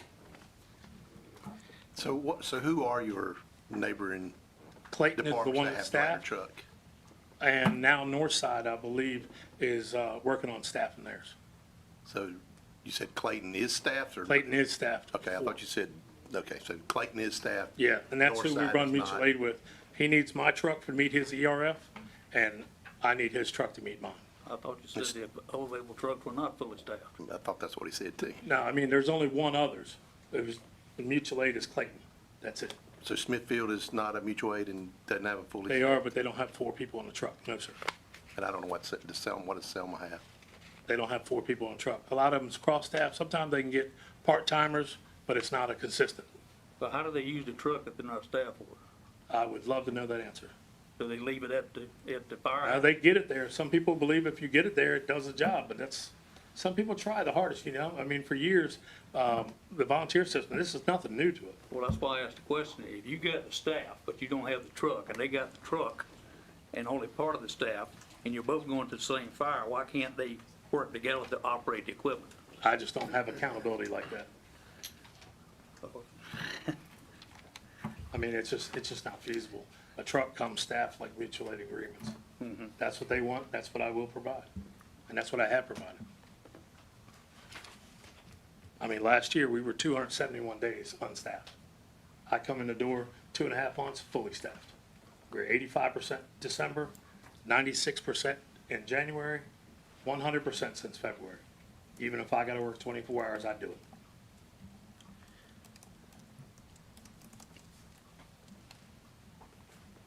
All right, any other questions or comments? I did have. Go ahead. One question and maybe one for Ryan, but you said you were gonna go from 1,600 calls. Is that just for the ladder truck or is that? No, that's for the department. So what's the almost doubling of that? What's that? You see that? Well, when we open up the responses, many departments or mutual aids have taken Wilson Mills off the run cards. A lot of the run cards haven't been adjusted from 3-station dispatching, and they're working on doing that right now. As a matter of fact, I sent all the chiefs about 2 months ago, maybe 3 months ago now, an email letting them know, hey, we are 100% staffed. We just had a house fire that we could have been second arriving to, and we didn't go. And it was because of the past practice of Wilson Mills. They weren't reliable, and I would have probably done the same thing. So I don't blame any of the departments around us, but I'm standing behind my word now that we are staffed, and they could utilize us. With that increase of mutual aid calls from 60 square miles of fire protection district to our outside neighbors, we're gonna pick up a lot more runs. And I guess my other questions may be for Mr. Parker. So there you go. So what is the status? Well, a couple of things. The apparatus committee and what's on their schedule. I know Chief Moore had mentioned the ladder truck being number 1 on the priority list. And I'm assuming that's for ladder trucks, but we've heard about engines too. So does the apparatus committee have a pecking order yet that there's engines who need to come before a ladder truck, or where the committee, or where is the committee on that? So the apparatus subcommittee, they held their meeting last week, and they are preparing a recommendation to go before the fire commission. And we have asked them for that recommendation to go ahead and set the priorities for future budget years. Obviously, we have 36 fire stations in Johnston County, and we have to supply apparatus to all of those except for the municipalities. And we're looking at 2 engines per station. Then we have to get into the special units, the aerials, the rescues, all things like that. And we have asked them to set us up a priority order on that. And they are supposed to bring that recommendation to the fire commission. I do not have that recommendation at this time, but we've asked them to bring that before the data is generated. Everybody's data is generated, or excuse me, everybody's data is due July 31st, so that our staff can look and rank the apparatus based off of cost, based off of years, based off pump mileage, things of that nature. So we should have that recommendation coming to the fire commission very shortly. So he is accurate in saying that last year, based off the data that was generated, Wilson Mills ladder was the highest needed to be replaced. Now, we didn't replace any ladders last year. The board allowed us to replace 2 engines and 6 tankers. And so we're working through that process now to finish those projects. And so now the apparatus subcommittee will be bringing that recommendation for FY27 for what is the next round need to be.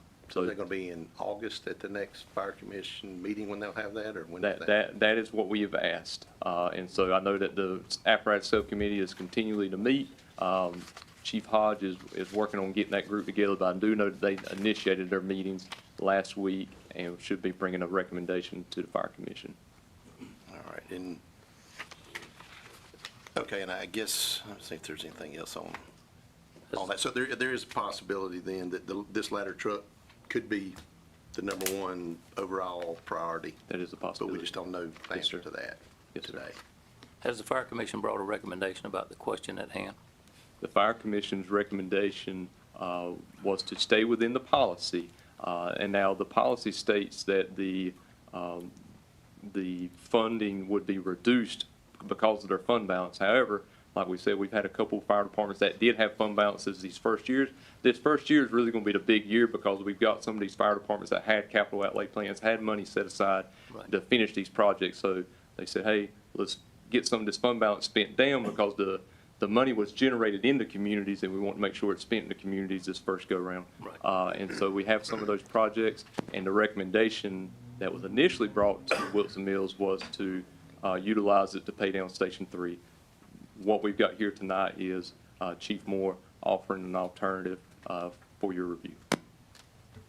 All right, and I guess this question, I'm probably batting way up the lineup and where I should, but the closest station, will that change any of the dynamics that when that dispatching? He is correct. It actually adds more. It actually adds more territory to Wilson Mills at this time. Now, some of those areas we're going to be looking at a dual dispatch to make sure that we're getting the adequate staffing. That there may be some disparities across the county, but there are going to be some dual dispatching in some of those areas. Okay. I have a question. Go ahead. For the mutual aid agreement, you said for what you had to have for the engine of that to be staffed, but then is there not a mutual aid agreement or a requirement for how many people are on a ladder truck then? That is not included in the automatic aid agreement at this time.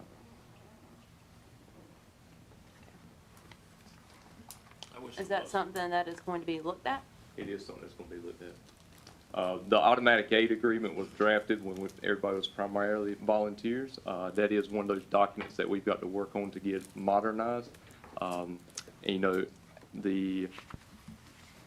for 90-something% of the calls, our engines can take care of them. There is a large place and a large value for our specialty response vehicles, i.e. the rescues, the ladders, things like that. And to Chief Moore's point, that for a long time they have been cross-staffed because engines take care of most of our calls. And so the automatic aid agreement was written for engine response. And we had special response plans built around the ladder trucks. And so, like Commissioner Harris can speak on Smithfield. Smithfield used to cover half the county, if not all the county at times. But now we have more ladder trucks in the county. And to your point, yes, that does need to be modernized. So as a board, you've got three options. You can approve his request, you can deny his request, or you can take this under advisement and get more information and more data. Well, that was going to be one of my questions, because I know none of us up here, you know, we know that public safety is probably, where it falls on our board priorities, let's just be honest, it's a top priority for every one of us. And so I don't think there's any of us up here that want to take any type of safety into question. I guess my question is, with what you just said, bringing the recommendation the end of this month, to give us a little bit more data, I think, and for some that want to crunch numbers and that type of thing, if we had more time to make this decision, is it going to deter? I know you said you had a cutoff of like October in order to get the ladder truck that you guys are hoping for. What is like drop dead date that we'd have to give you an answer? October 1st. So I want to say about 45,000 I assigned the same time that another department is, that I'm utilizing their spec. This has been worked on since I walked in the door. Chief, come back up here to the microphone, if you don't mind, please, so everybody can hear you. My apologies. This has been worked on since I came in the door, because it was already designated in our savings account. Hey, we only bought this truck temporarily to see how we're going to do. And, you know, they weren't doing very well with staffing. I think there was 14 people when I came in the door for 3 stations for 3 shifts. The numbers don't mix. Right. So we quickly got it staffed, and we recognized, hey, we have this ladder, let's utilize it. There's a safety. The first fire we had, when we ventilated that roof, the young man that came out Said, I've never felt the heat get off me like that before. And this was a hoarding conditioned house, which typically, and has been known to kill firemen, because you just have too much fuel. And when they ventilated that roof, it was within seconds, the fire was able to go out, it got the smoke, it got the steam off them, and they were able to continue to do their job. So the importance is there. The date for us to get in there, they want to sign by August 15th. We're looking from the vendor. He said, look, I can give you 30 days, maybe up to 45. October 1st has got to be the deadline. He says, because they're taking orders for next year at August 15th. Well, and that's what I'm asking, because like I said, it's definitely a compelling argument, for lack of a better word, and I think there was a lot more questions raised tonight, and I would just love to have a little bit more time, if I'm being honest, Chairman, to dig in just a little bit more and make sure that those who have budget questions get their questions answered, and those, if there's any safety, security, whatever measure questions, that we have time to chew it through. And I'll support, whatever you guys need as far as additional data. I was on the phone before I came just to get today's numbers, right? And I've been doing this my whole life, 35 years. Washington, D.C., sure, it's a lot busier than here. But fires are fires. The operation is still the same. The only difference is your preparedness is what makes it happen, right? We have to take our people home. Our providers are just as important as the civilians we save. And I want to be able to do that. I don't want to be on the news. Unfortunately, on Christmas Day, we lost 2 civilians, right? Maybe we could have been there a little faster if the station was staffed. Now that I'm here, I'm doing everything I can to do it right. And when I look at the taxpayers' money, sure, I can save some money by paying my building off. Or can I save $271,000 to taxpayers' dollars in long-term interest? Wouldn't that be the fiduciary responsibility that I have to act on that? I mean, I'm new to Johnston County. I'm not like you guys that grew up here. I plan on staying here. I would concur with that if we had finite numbers. I have not seen mathematically it work yet. I have did you not see the capital plan?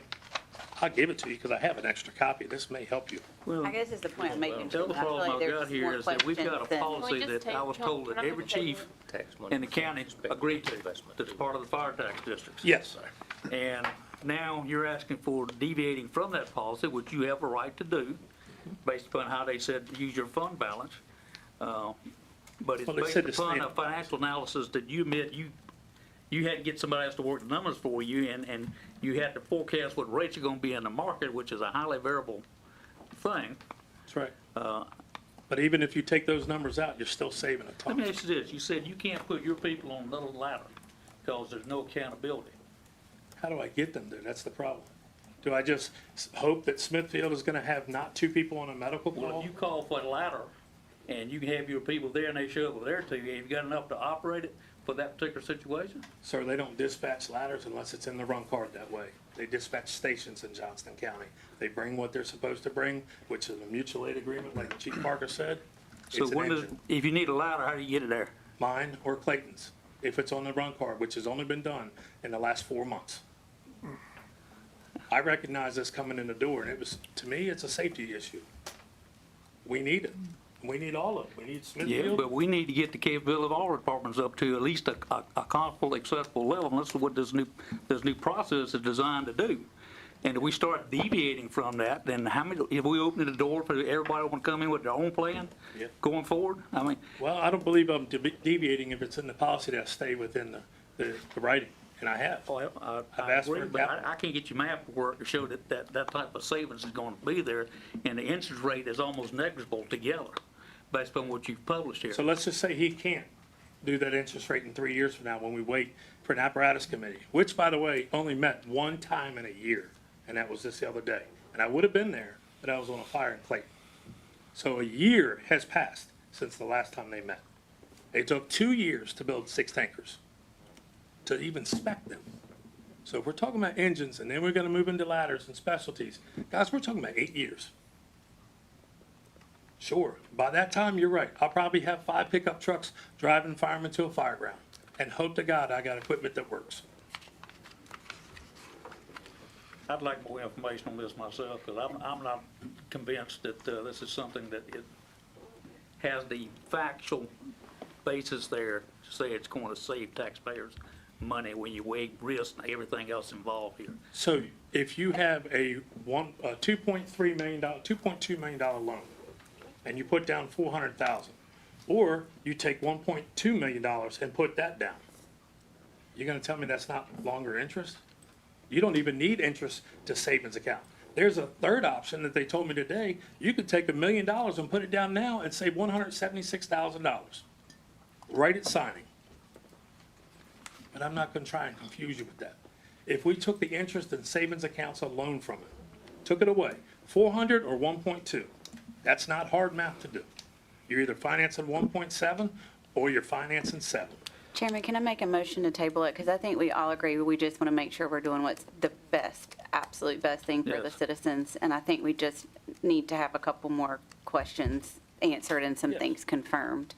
Okay, so you're gonna make a motion to take it under advisement? Yeah. And, okay. Well, we need a date certain to move it So to. if you're going to table it, you need a date certain. What you could do is take it under advisement, and then we could, as part of the agenda and process under your rules of procedure, we could submit an additional agenda request in the coming weeks to get it back onto your agenda, because without knowing for certain what's going to happen at the end of this month, and knowing that Chief Moore has a little bit of time, I would hate to get it on the agenda, say, for August 3rd and not be ready.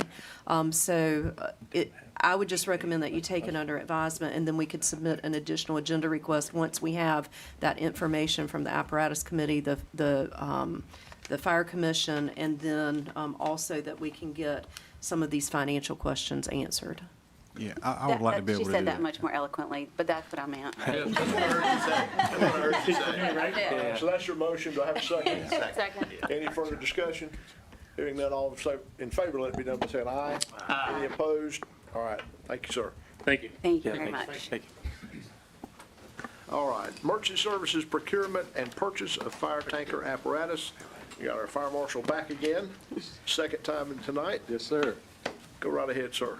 Yes, we have Antioch Chief Hinton and Chief Hocutt, Chief Laster from Micro, Linwood Hodge and Larry Hodge from Bethany, and also Chief Newborn from 5210, which all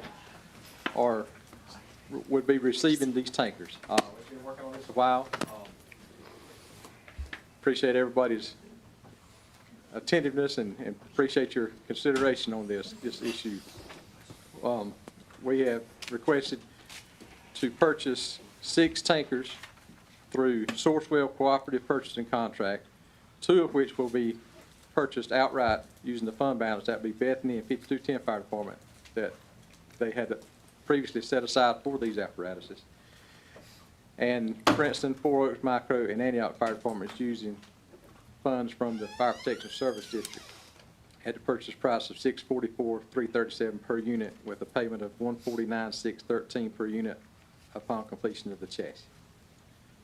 And this is, like I said, through Sourcewell Cooperative Purchasing Contract. All right. Ms. Lesser, you're comfortable with this, and Mr. McLam also? Yes, sir. If you look at the contracts that we have with the individual fire departments, they are required to use the same procurement methods that we utilize, and group purchasing is one of those methods that are authorized. And these prices are the competitive prices that we had hoped that we would get through this process. So yes, sir, we feel comfortable with that. Okay, thank you. Any questions for Mr. Johnson? Do I hear a motion from the board? Mr. Chairman, I move it be approved as requested. Second. There's a little bit more to it than that, if you wouldn't mind.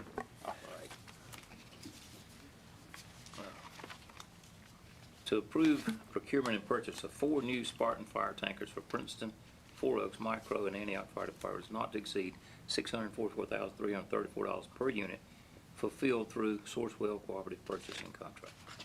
Thank you. $337 per unit. All right. Second. And a second. Any further discussion? Hearing none, all in favor, let me know by saying aye. Aye. Any opposed? Motion carries. Thank you, sir. Thank you, Commissioner. And for purposes of clarification, the reason that you did 4, not 6, is because you're not fronting the money for those 4. Correct. this is perhaps not the time and place, but why does it take 3 years to get a fire truck? Has every one of them got to be reinvented? I mean, I don't understand. It just, Parts, sourcing the parts, I think it's just like building materials. I think it's the same thing. It's taking the companies that long to build them. I don't understand that. I mean, you can build a car in a day. I'm serious. Why don't the fire service get together and make something happen? These tankers will be built quicker. They are taking commercial chassis and building the apparatus around those. Now, we have seen in our engines and our ladder trucks, rescues, the trucks that we talked about earlier, that we do need to build custom apparatus based off of shared engineering, but it is such a backlog of projects. Oftentimes that we're able to jump in a spot where a spot has been abandoned in an assembly, but it is, if you start from day one, you're looking at 36 months easily. And we're seeing this on the same side with EMS. It does take. We need to turn Elon Musk onto this thing. I'm serious, he could get some solid. This is We can ridiculous. start building our own fire trucks. All right, let's move on to the next Thank thing. you. I have a quick question. I'm sorry, and I really don't mean to drag it on because I know it's super late. But for full transparency and for the public who's watching to understand, they just watched us what seemingly discussed one tanker for 25 minutes, and then we just voted on 4. Now, you and I all know, we all know Ladder the. truck. But we all know the difference. Could you just do a quick synopsis for the public that's watching and explain Yes. the difference of what we just voted on? I'd be happy to. So, FY 25-26, the apparatus subcommittee got together and they had to analyze all 200 fire apparatus in Johnston County, and they set their priorities to say, what do we do to start stepping into a replacement plan? Our tankers and a number of our engines were greater than 30 years of age, and we were seeing they were non-compatible with each other. Some of them were even homemade tankers that, these fire departments, that before they had the funding that they have today, they had put those together. And we're very proud of our departments and everything they've done. They've been financially responsible, but they were getting to where they were unsafe due to the age, due to the cost of replacing, to repairs, things of that nature. So the priority was to get these 30-year-old apparatus, which are aligned in the sand, said we're not going to support anything further than that. Now, we were able to get these 6 together because the fire chiefs got together and agreed on a common spec. And then we went through a couple processes, and we landed with the Sourcewell project that Fire Marshal Johnston just said. And so we were able to move that one quickly. We had a couple departments with engines. They had already started the process. What did they need for an engine to best serve their communities? And we were able to move those along quickly. So those moved along very quickly. Now, when we get to an aerial apparatus, that is a very specialized piece of equipment. And when we're talking about changing from one piece, a specialized piece, to another specialized piece, it raises a lot of questions. And also, there is the question is, do we move forward on this project because of where it's ranked? Again, Chief Morse said that his is, and it was reflected in the data last year. That is the highest ranked ladder at the time. Now, all fire chiefs are going to go to bat for their communities, and as they should, and they all do a good job at that. But we've got to, what is been tasked by the Fire Commission and you, directed to county staff, is we've got to balance that. And we're balancing that across 23 different communities, 23 different fire departments, and we've got to make sure that we're prioritizing those apparatus correctly. My concern is I want to make sure that I can provide you a recommendation as say, whether it's 4 engines a year and a specialty vehicle a year, so that we can start projecting what that fire tax rate is going to be 5 and 10 years down the road, so that y'all can balance everything that you've got outside of emergency services, outside of public safety. So that is what we're still trying to do, is collect the data to make sure that we can project tax rates for y'all and be better stewards of the county's dollar. Thank you very much for that. I appreciate it. Good job. Any other Thank you. questions? And thank you to all the fire chiefs and fire folks. Amen. Thank y'all. You guys do an extraordinary job. We appreciate you. Yep. Thanks so much. All right, let's move on to public utilities, bulk water and wastewater agreement between Johnston County and the town of Clayton. And y'all feel free to hang out with us if you want to. If you want to talk about wastewater. Thank you. All right, Ms. Chandra Farmer is coming in to present. I was wondering. Just over. I was wondering where she's been all night, bless Just- her. Just over halfway. Good evening. Good evening. We have before you an interlocal agreement for consideration between Johnston County and the town of Clayton. This agreement is specific to several parcels that have already been annexed by the town of Clayton on Castleberry Road. The agreement allows the town of Clayton to provide retail water and sewer service to these parcels when they are developed, and the county would provide bulk water and sewer service to the town of Clayton. The agreement covers the provisions of the agreement and the provisions of the service, and one key point to this is that the town of Clayton already owns wastewater capacity, bulk wastewater capacity with Johnston County, and because of their new plant that's coming online, that existing capacity will not be used from the same location. So their intent is to transfer some of that existing capacity, utilize that to serve this project. This does not include a provision to purchase additional wastewater capacity from the county. In addition, they currently would utilize existing water capacity. We do not have a provision right now for them to purchase additional water capacity until they meet the 80% threshold under our current policy. I'll be happy to answer any questions you may have specific to the agreement. What's the pros and cons? Why should we be against this, or why should we be for it? So, the pros is this aligns with the board's intent in the past for our, to provide higher density development near the towns and within the town ETJs. Certainly, the con would be the loss of service area for the counties, for the county to be the retail provider on those retail rates that we would lose, and we would receive those through the bulk service with the town of Clayton. Who initiated this transaction? Was this Clayton? We have been talking with the town staff for quite some time regarding this project, yes. So they're going to serve it with their wastewater capacity and whatever capacity of bulk water they're now purchasing from us, or we need to increase their allocation? We do not currently have plans to increase it right now. Our policy does not allow them to purchase additional water capacity until they're utilizing 80% of what they already own.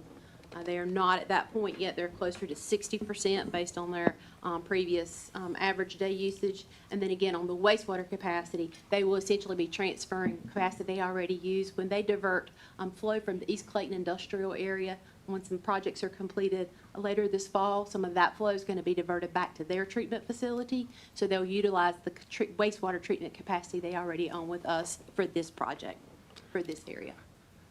And all this is residential construction? That is my understanding. Do we know how many lots or if it's already been approved? I do not know if this project has been fully approved by the town of Clayton. I do know it has been annexed by the town. When was it annexed? Do not know. I don't think the agreement states that. 4 or 5 years ago. It's been some time ago.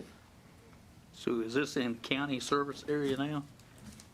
This is located in the legal boundaries of the Archer Lodge Water District, but the majority of it is in the ETJ it was in the ETJ of the town of Clayton until they annexed it. Let's get more convoluted about a minute. Commitment for water and sewer, when was that made? I don't know that there's been a commitment. I mean, this agreement would be the county's bulk commitment, to the town to allow the the service to be provided. So basically, the development hadn't been approved yet. They know what quantities they need, and Clayton is moving to. I don't know what type of formal approvals the town of Clayton has issued. I mean, I know we've been reviewing there are construction drawings that have been provided. So I assume the town has issued some level of preliminary approval. Let me rephrase the question. We've said publicly that we're focusing our available water capacity in particular and sewer capacity on job-producing growth in this county because, quite frankly, housing, we've got enough housing relative to the other type of development that we need. This is not taking away from any of our capacity that otherwise would go toward employment, commercial, or industrial opportunities. This does not require new capacity commitments. Okay, so it comes out of Clayton's. I have Clayton's current allocation. And they've said the same thing. They've got enough houses for right now. is there any infrastructure that the county owns that's being turned over to Clayton as part of this? No, there's no infrastructure transaction. The town and/or developer are responsible for installing any new master meters that are required to do the bulk metering between the town and the county. In addition, the town and/or developer are responsible for any upsizing of infrastructure that may be needed now or in the future. Okay. There are a couple of pieces of sewer infrastructure that may need upsizing between this project and our existing East Clayton pump station at Highway 42 and Castleberry Road. They will be responsible for that. Okay. And all the approvals would go strictly through Town of Clayton for everything. This is just, we're agreeing to the, That's correct. All of the development approvals are through the town of Clayton. Yeah, I know they were annexed, and I think if they have construction drawings, I think they're probably ready to go. So I don't know how much more Clayton can approve, but it's probably been 4 or 5 years since the original annexation occurred. I know, to Ms. Farmer's point, I mean, these talks have been going on for a while. There was some I just- reference to 2021 in the documents. I don't know what that was That sounds in about relation. right. It may be, I know it has been a few years we've been talking about, I don't know when the formal annexation actually occurred, but it's been some time. You also mentioned the Fred Smith development. I thought he was no longer development. Is this being done under his former company or? Yeah. It's just his name is not his company. Yeah. Oh, you said a while ago they were 60%, and the agreement calls for him changing it at 80%. As fast as they're growing, do you see that trajectory changing? For the town of Clayton, I mean, certainly that's part of our local water supply planning that, we do with for our customers, our bulk customers, our retail customers, and with the towns. And we've been doing a lot of water supply planning, with Johnston County, for all of our bulk customers, including the town of Clayton. Certainly there are decisions they'll have to make on their future water supply and how much of that may come from Johnston County or if they're looking at other means, but certainly they are going to need additional supply in the future. We know that, we recognize We that. know that. Yes. I have to find it somewhere else. All right, any other questions for Ms. Farmer? All right, what's the pleasure of the board? Mr. Chair, I move to approve the bulk water and wastewater agreement between Johnston County and Town of Clayton. I'll second. Motion and a second. Any further discussion? I have one final question. All right, Is go there ahead. any downside to the county in approving this? We won't get those retail customers. Was it retail customers? Yeah. That was what I was thinking. We're furnishing water, but they're gonna handle it. We're the wholesaler. All right. Anything else? All right, all in favor, let it know by saying aye. Aye. Any opposed? All right. The next item on the agenda, I need a motion to recess our regular session and sit as the Archer Lodge Water District Board. So moved, Mr. Chairman. Have a motion, do I hear a second? Second. All in favor, let me know by saying aye. Aye. Aye. We will now sit as the Archer Lodge Water District Board. Ms. Farmer? Yeah, so this is a request for the Archer Lodge Water District to consent to the agreement between Johnston County and the town of Clayton for the service to these parcels which on Castleberry Road. Since the parcels lie within the legal boundaries of the water district, the district has to consent because this is another entity that would be providing service within those boundaries. All right, any Even though it's questions? bulk service. Right, the county will provide the bulk service to the town. The Archer Lodge Water District is consenting to this agreement, the arrangement between the town and the county. Okay. Any other question? No. Discussion? All right. Do I hear a motion? Mr. Chairman, I move to consent to the bulk water and wastewater agreement between the county and town of Clayton as the Archer Lodge Water District Board. Have a motion, do I hear a second? Second. Have a motion and a second. Any further discussion? Hearing none, all in favor, let it know by saying aye. Aye. Any opposed? All right, then we need to adjourn as the Archer Lodge Water District Board and convene as the Wilson's Mills Water District Board. I need a motion and a second for that. It's getting complicated. I move we adjourn and reconvene as the Wilson Mills Water District. Do I hear a second? Second.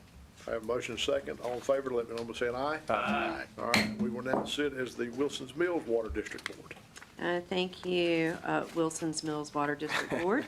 Yes, ma'am. Before you is a utility services agreement with the town of Wilson's Mills. This was approved by Johnston County and the town of Wilson's Mills on June the 15th, 2026. And this agreement needs to be approved and consented to by the Wilson's Mills Water District and the Little Creek Water District, but we are asking that the Wilson's Mills Water District do it at this time.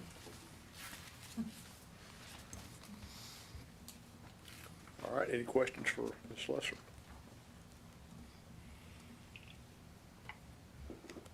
All right, I'll entertain a motion.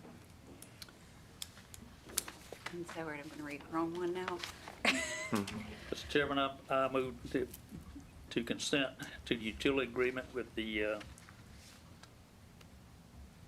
town of Wilson Mills. Yep. As the Little Creek Water District Board. Wilson's Mills. Wilson's Mills. Excuse me, Little Creek Water District. Nope. Wilson's Mills. We're going to do Wilson's Mills first. Oh, excuse me, I'm This is reading. why April did read it. As the Wilson Mills Water District Board. It is 9:40. All right, we have a motion and a second. Any other discussion? All in favor, let me know by saying aye. Aye. Any opposed? And then we're gonna do this one more time, and I'm gonna ask Ms. Slusser to explain to the public why we sit at all these different boards. Yeah. I need a motion to Mr. Chairman, adjourn. I move we adjourn as the Wilson Mills Water District Board and sit as the Little Creek Water District Board. Thank you. Second. Motion is second. All in favor? Aye. All right, we're gonna sit as the Town of Wilson's Mills Water District Do Board. we get paid Or, extra? I mean, Wilson's Mills. No, you do not. don't. Okay. And so the same request as the previous request, number 14, but just asking you to approve this as the Little Creek Water District Board. Chairman, I move to consent to the utility service agreement with the town of Wilson Mills as a Little Creek Water District Board. Okay, we have a motion and a second. Second. All right, motion second. Any further discussion? Hearing none, all in favor, let me know by saying aye. Aye. Any opposed? All right. Ms. Lester, will you please explain to the public why we just did what we did? I will. Thank So many years ago, Johnston County created water districts throughout the county in order to provide water throughout the county. And the reason that they did that was because of funding availability and being able to finance and those sorts of things to make sure that people out in the county who were having failing wells and those sorts of things had the ability to get public water. These water district boards are separate body politics, but the boards are the members of the Johnston County Board of Commissioners. And so what the statutes say about water districts is that the water district service area is the area that has the sole ability to provide services within that water district unless the board agrees to allow somebody else to do it. So if you think about in the Unified Development Ordinance, how we had the municipal transition districts, ETJs, that sort of thing, we would consent to allow those services to be provided. As ETJs grew throughout time, they started at 1 mile, then went to 2 miles in some cases. And so as the ETJs grew, sometimes there was overlap between the water district and the ETJs, and the board's intent has been to push that development where those services already exist and allow those ETJs to continue to develop. In this particular instance, well, the instance that we talked about before with the town of Clayton, they have utility services that are in that area that are able to provide these services. With regards to this Wilson's Mills agreement, the county, through the water districts, are providing the water, and then the county is providing the sewer. And this is a way that we can work collaboratively to make sure that the growth is consistent with the comprehensive land use plans and that we are planning appropriately for needs in the future. So that's really what this is all about, and Chandra might have a better way to explain it, but. You did great. she says I did great, All so right, fantastic. that's why we did what we did. And the last thing that I need you to do, Little Creek Water District, is to adjourn as the Little Creek Water District and resume the regular session. Next on my list. Excellent, thank you. Mr. Chairman, I move we adjourn as Little Creek Water District Board and assume Commissioner Board again. All right. Second. Second, motion and second, all in favor? Aye. We are back in normal session. Item number 16 is the Campo UCPRPO project, proposed project discussion. We have our plan director, Braxton. Ooh, it's been a long time. Put some more acronyms in there. Yeah. Can we do some EIEIO on that? Tim Broom, water treatment facility. Right. A lot of acronyms there. I see this, yeah. That's what those stand for is CAMPO. CAMPO is the Capital Area Metropolitan Planning Organization and Upper Coastal Plain Rural Planning Organization. Both of these organizations were mandated by general statute by the state to really organize and prioritize projects. We're talking about transportation projects in various regions throughout the state, and Johnston County has a dubious honor of actually being bisected among each one of these organizations' service areas. What we're here to talk about real briefly is some proposed projects, and these correspond with our comprehensive transportation plan and various other plans as well, including but not limited to the Campo Metropolitan Transportation Plan and the Campo Sea Study, which is Southeast Area Study, which includes a large portion of our county, but not quite all of it. So we're in a phase of the year right now where SPOT, or the Strategic Transportation Prioritization kind of season has come about. This is a methodology NCDOT uses to develop the State Transportation Improvement Program. It involves scoring all project types to include roadway, public transportation, aviation, bike ped, and rail on a number of different criteria. And the MPOs, RPOs, and NCDOT division offices contribute to the final project score by assigning local priority points. You all may have seen, and the public may have seen, an announcement by DOT as to where they're calling for public input into this process. So it's not just local government, it's governments, it's not just these planning organizations. It is truly looking for a response from the public as a whole. So the public can go online now. They can submit any projects that they would care to, or make any comment on projects. What staff has put together for you in terms of priority for this upcoming SPOT, there's a number of them. We'll cover the majority of them here this evening. This is in the west region of the county, in Campo's region, and what we're proposing is to put forward the Cornwallis Road widening project, and these are all, you're seeing map images from our comprehensive transportation plan, widening to 4 lanes with side path, and this is on the north side of Veterans Parkway. The Cleveland Road widening to 4 lanes with a side path as well, and once again, this is north of the Parkway as well, or Veterans Parkway as well, and Pierce Road modernization, which with a center turn lane. You will not see Pierce Road as highlighted on here.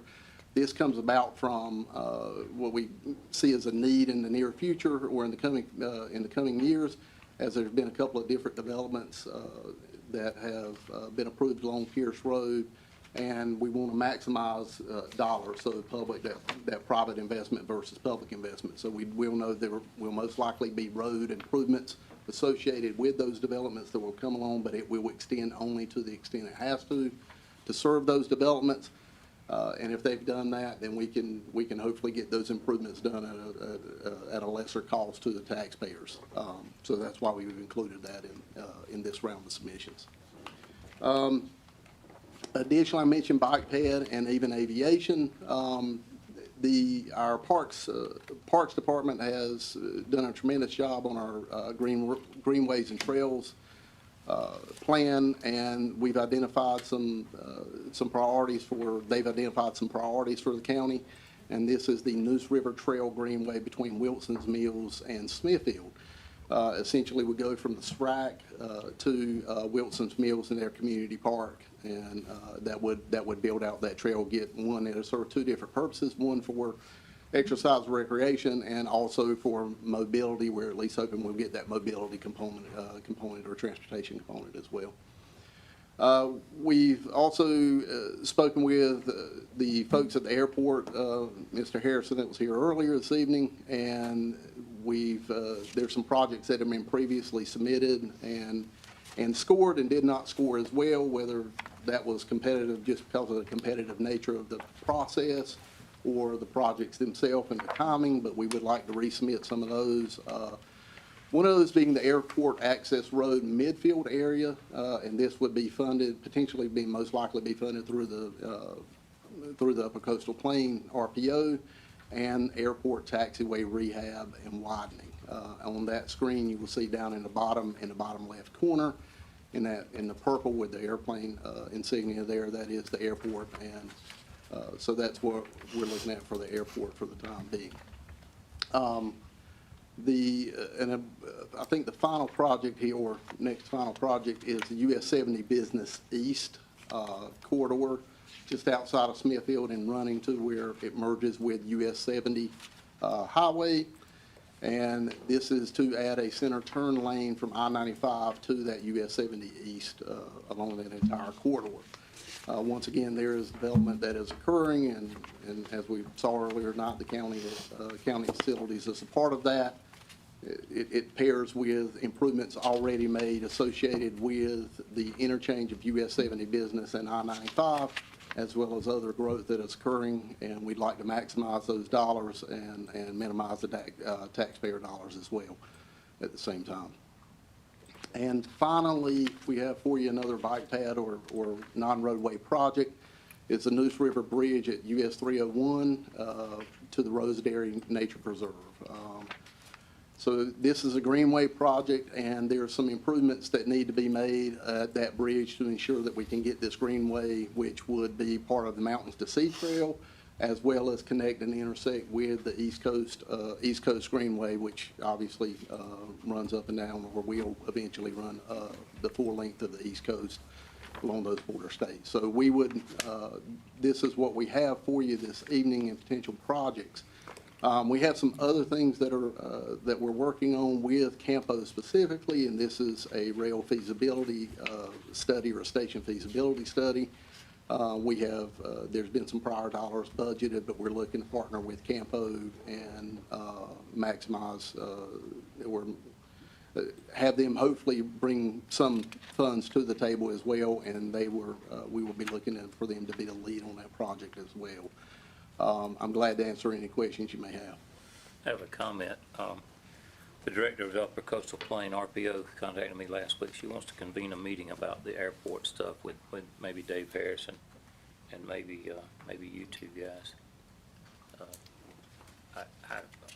She wanted to do it to see if we're all working together to maximize the possibility of getting those things scored well. Absolutely. We can certainly, I'll reach out to Ms. Roman, and we'll see if we can get that scheduled as soon as possible. Yeah, I would just suggest that we include Campo, and I'm not, and I was going to bring this up later, but I think that we need to really evaluate which organization will better suit us as far as enabling us to get points and under the system. I think that's probably Campo, but I think we need to have a discussion, and I would say let's have everybody at the table, and then we can have that discussion. I agree. We'll certainly do that. Rustin, do you know what the pink dash lines are for on this map that we have on the Cleveland?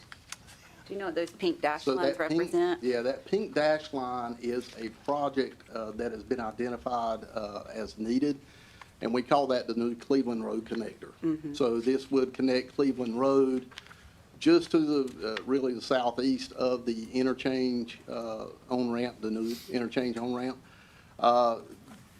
That project may stay or it may go. We don't know yet. Campo's doing some new models, or we're running some new models on that to evaluate the traffic and congestion in the area since the opening of the interchange. We know that has helped, but we want to plug in some growth numbers, more realistic growth numbers, and ensure we've captured all of that before we shelve that project. Thank you. The only reason we're looking at potentially shelving that project is cost. Originally, when it was initially proposed, we were looking at a four-lane road there through that area, and the cost today, we would only get 2 lanes out of that. So just the cost increase, and this has been some time ago. It's not something that's popped up in the last couple of years. This has been talked about for some time, knowing the interchange was coming. It never really moved on it, never submitted it to get it prioritized for a potential STIP inclusion. Reason being, we wanted to see how the traffic, how everything reacted with the opening of that interchange. Perfect. I know we received several emails about it over the years, and I just want to make sure nothing had changed when I saw that on the map. Thank you for that clarification. Absolutely. Yeah, I think that the number I heard a couple of weeks was $80 million for that 2-lane road. There's a lot of issues with it that make it that expensive, but that's what we're looking at. I think one of the reasons DOT would like for us to reconsider. Yeah, that. that's a large chunk of change for that type of project. The challenges there really are mostly environmental. From there's environmental feature, wetland riparian feature that has to be bridged, and that's a large cost, and we all know the cost is continuing. It wasn't listed, so I just wanted to make sure I hadn't missed anything when I saw it on there that hadn't changed. Thank you. All right. Any other questions for Mr. Newton? All right, thank you, sir. Thank you. All right, item number 17 is we need a voting delegate for the 2026 North Carolina Association of County Commissioners Conference. Mr. Lawler, I think- So I was usually volunteer for that position, and I think Commissioner Godden has always been the alternate. And this year I have a wedding to officiate that afternoon, so I will not be. I don't know if you've already changed your plans, but mine hadn't changed. I just was more informed of what that date was. So I would recommend Commissioner Godwin to be the delegate. Everybody good with that? Okay. Yeah, you know what?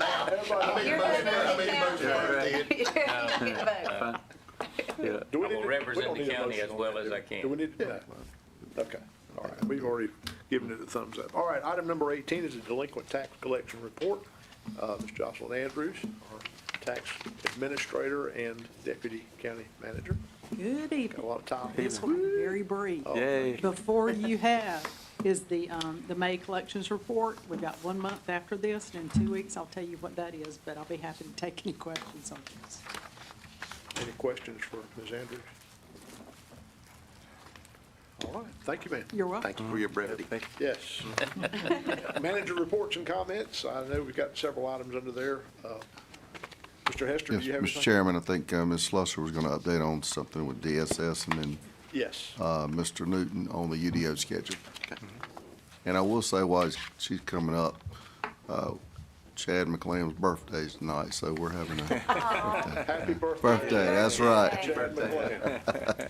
We should sing happy Mike's in a band. He can probably sing for you later. We just want to wait until after we adjourn. Let's do it. That's why Scott Saylor showed up. All right. So, Yes, ma'am. Mr. Chairman, I wanted to update you quickly on, you and board members quickly on the Reconciliation Act, which is the one big beautiful bill, and its impact on local governments. And, you know, we've been working on implementation and monitoring those fiscal impacts of H.R. 1 since its passage in July of 2025. And without a state budget, we have been unsure as to what those fiscal impacts might be. The North Carolina state budget was signed into law on July the 7th of 26, and the complete budget package contains 2 documents. And I think for the public, that's important to know. So there's the actual formal budget bill, which contains both policy matters and fiscal provisions. And then there's the conference report, which contains light item appropriations and those sorts of things. And so the most significant concern that's been identified so far in the analysis of the state budget in coordination with the Reconciliation Act are those provisions related to the Supplemental Nutrition Assistance Program, or SNAP, which is food stamps. And over 1.4 million North Carolinians rely on SNAP, and those changes may possibly result in the loss of benefits for certain populations. From a fiscal perspective, the budget places the vast majority of these new SNAP costs resulting from H.R. 1 onto counties. The counties are going to be responsible for paying a cumulative about $52 million in increased program administration fees in this upcoming fiscal year. And the reason for that is the administrative costs change from a 50-50 split to where the federal government's paying 25% of that. And so 75% of those administrative costs will be assumed by the counties. And there was no funding within the state budget to help fill that gap.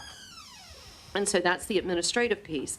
The other piece, and the thing that we've really been focused on in DSS and working with the employees over there, relates to the I guess what we would call the error rate. And recently, with regard to this error rate, what that does is that shifts the responsibility to the local governments, and there's no revenue source for that. And so the North Carolina County staff over the state have been able to reduce the state error rate payment from 10.2% to 7.36%, the third largest drop in the country. And that is because of additional training and hiring of additional staff and all of those things that are necessary to keep those error rates low.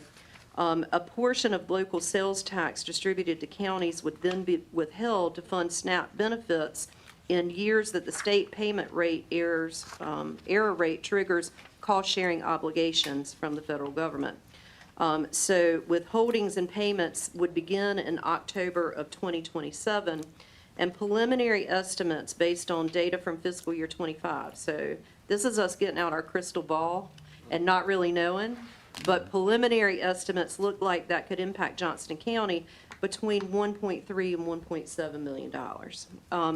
And so what we're doing right now, and I will say that in your budget that you just passed, you did reduce revenues, and we did plan for this, not knowing exactly what it would be, but we did make some plans for this.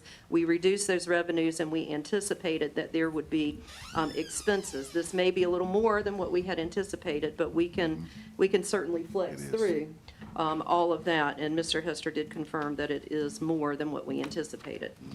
Currently, the North Carolina Association of County Commissioners, the National Association of Governors, the National Association of Counties, the League of Cities, everybody is attempting to seek legislative assistance from the federal government to delay the SNAP benefit cost share requirement in the big beautiful bill until federal fiscal year 2030.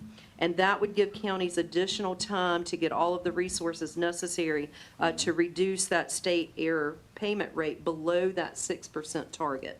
And so that is the effort that is being made right now related to the impacts to local governments with the Reconciliation Act and the new state budget. So we'll continue to keep you posted as things develop, but we wanted to give you an update since we have now had the opportunity to analyze the state budget and the conference report and get ideas of what those impacts could look like. But like I said, we have been planning for this since this was passed in July of 2025, and so we will continue to work through all of that. The other thing that we have been doing in DSS is preparing for those major Medicaid eligibility changes. And some people are going to have to follow new rules in order to keep their coverage. Some non-citizens, such as refugees, asylees, veteran or active duty service members who are not citizens of the United States, are going to lose coverage. And what we've estimated the impact on Johnston County citizens is approximately 600 people that will no longer be eligible for Medicaid. And this could have some impact on public health and emergency room services. We're just not sure yet, but did want to pass along that Medicaid piece of things as well. And I know that we need to get to Braston, but one thing that was mentioned with the consent agenda was with regards to the mass gathering ordinance. And since I'm here, do you mind if I? Please. Absolutely. Okay, Yes. thank you. So what you did tonight was call for a public hearing so we can solicit public input related to the mass gathering ordinance. And this is actually, we get our authority to have a mass gathering ordinance from state law. And the state law governs all gatherings 5,000 people and over. And what we have the legal authority to do is govern mass gatherings that are less than 5,000 people. And we adopted an ordinance back in 1987 related to mass gatherings. And one of the things that you asked as the board is for us to go through our ordinances and do reviews and update those ordinances as needed. And what we have done is we have proposed some updates to this ordinance, but it doesn't apply to any and every gathering that may be out there. First of all, gatherings that are in permitted buildings and those sorts of things, this ordinance doesn't apply. Gatherings that are in stadiums, this doesn't apply. So football games or Galat Motor Speedway, those kinds of things, this ordinance would not apply. The other thing about this ordinance is it only starts to kick in for gatherings that start at 2,500 people that last for a minimum of 6 hours. And so we're not talking about the everyday events that could occur from time to time with family gatherings and those sorts of things. We are not interested in regulating that. What we're interested in is providing for the protection of public health, safety, and welfare for folks that are in attendance at really large gatherings, to make sure that we've got the appropriate emergency personnel on standby and all of those sorts of things to just make sure that people are safe. But we'll get into more of this next time you're together. This ordinance will be available for the public to start taking a look at. It's just a draft, but taking a look at tomorrow. And so we look forward to receiving the public's input on the draft ordinance, and I'd be happy to answer any questions on this particular issue. Great job. Thank you. Thank you. All right. I think, yeah, Braxton, you were going to give a real brief UDO. Yes, sir. If we could bring up the schedule for the prior schedule. So we are tracking right now. We are tracking to be on schedule with the UDO rewrite. Can we zoom in some more? So at least we can read the dates and there you go. If you come, yeah, you can scroll up. There we go. So we are tracking. We have distributed A and B to the Board of County Commissioners as well as C and D at this point, and you have had that for some while now, several weeks. And at the same time, simultaneously, our counsel, legal counsel, has been reviewing these chapters as well, and that continues to go forward. As you can well imagine, that's going to take a little bit of time, but they are working diligently on that. Our goal is to have this compiled by the end of the month and release this as close as we can to the August 4th to the public. And as you'll see there, we have a duration of 30 days for that post to the website. Don't fret, that's just a placeholder. We will leave it open and available to the public until it is adopted or we release a revision to any language that is deemed to be changed either by this body or both Planning Board and Board of County Commissioners. We are still on pace to get it before, have that community meeting. Right now, I do believe that's on September the 9th and not the 10th. It does show the 10th there, but we had a scheduling conflict for the venue, so that's coming up, and we'll be putting out, releasing some information about that meeting and advertising that and making sure the public is aware of that here in the coming weeks to give everyone time to prep for that. And just for those watching on YouTube or on social media at home, just want to let them know that, you know, this is going to be an informal drop-in session. It works really well. We got a lot of feedback at the community meeting we had back in March that we garnered from that drop-in session, that more informal session, and it works really well. It's very effective. So we look to see everyone there. But I'm glad to answer any questions you may have at this point. Any questions for Mr. Newton? Thank you, sir. Thank you for that update. Yeah, appreciate that. Mr. Hester, anything else under manager report? No, sir. At the Ag Center community meeting. All right. You didn't say Oh, I didn't ask. So, The community meeting, is it at Ag Center? I don't think I heard you say that. Yes, sir, I apologize. It will be at the Ag Center. Okay, all right. It'll be in the evening, so we'll run about a 2.5, 3 hour time period, so it gives time for some lengthy conversations. And like I said, it's extremely effective in my experience. Just the informality of it, you can have one-on-one conversations, and we'll be fully staffed as we were last time. Thank you. Sounds great, thank you. Thank All right, board reports and comments. I'll start with Commissioner Stevens.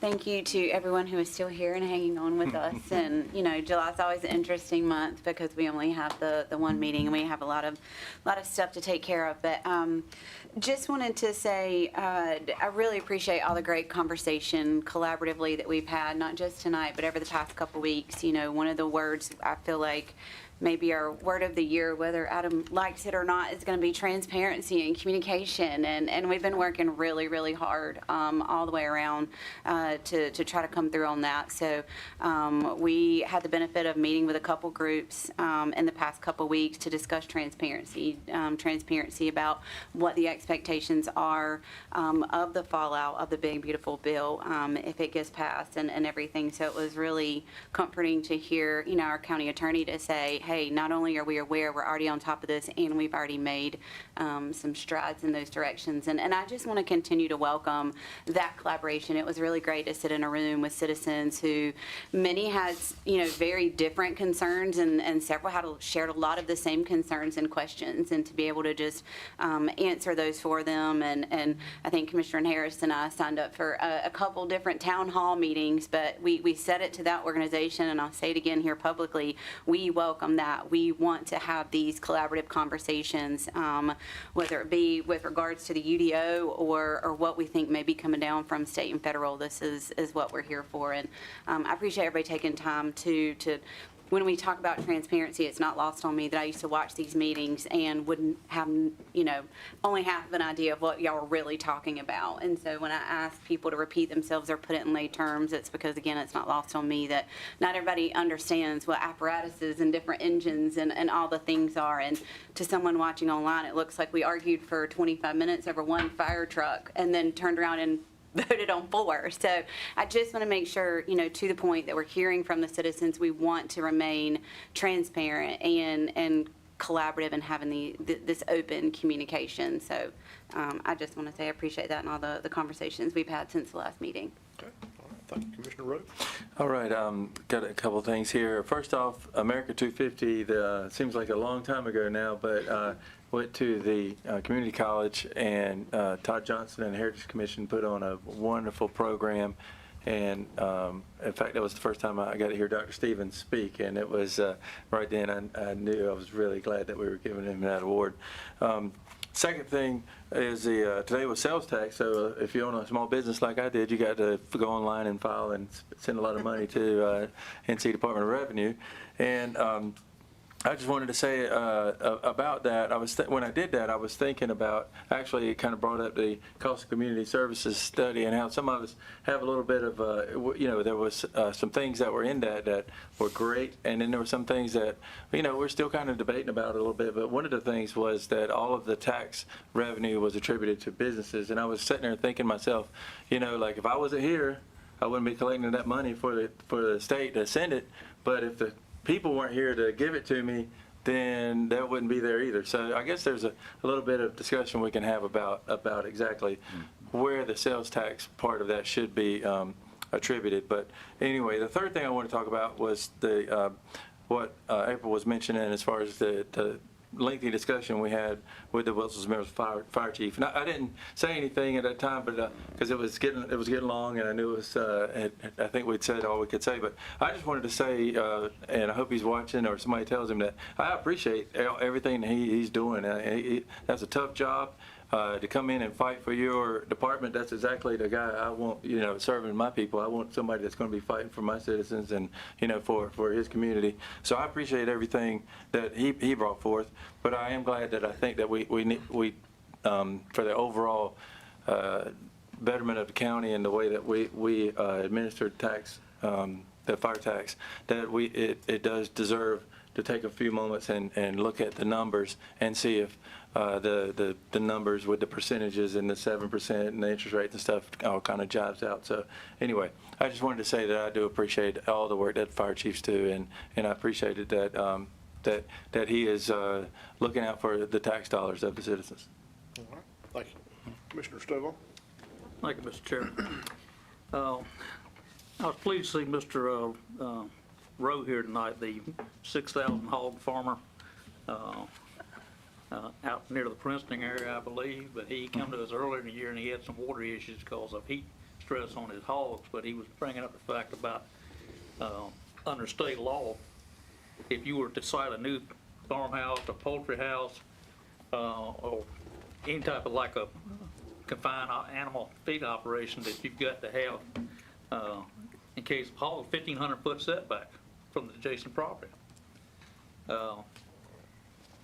And we've had a robust debate about that in our UDO, and we started out at 150 feet, and it keeps getting whittled down by development interests who contribute to this process. But we got input from the agricultural side, and I think we had consensus that as long as we got a nice vegetative wooded buffer that's at least 35 feet, plus 10 feet of clear on the property line, plus another 25 feet of open area for a total of at least 75-foot minimum, that we can make it workable and as a compromise to everyone.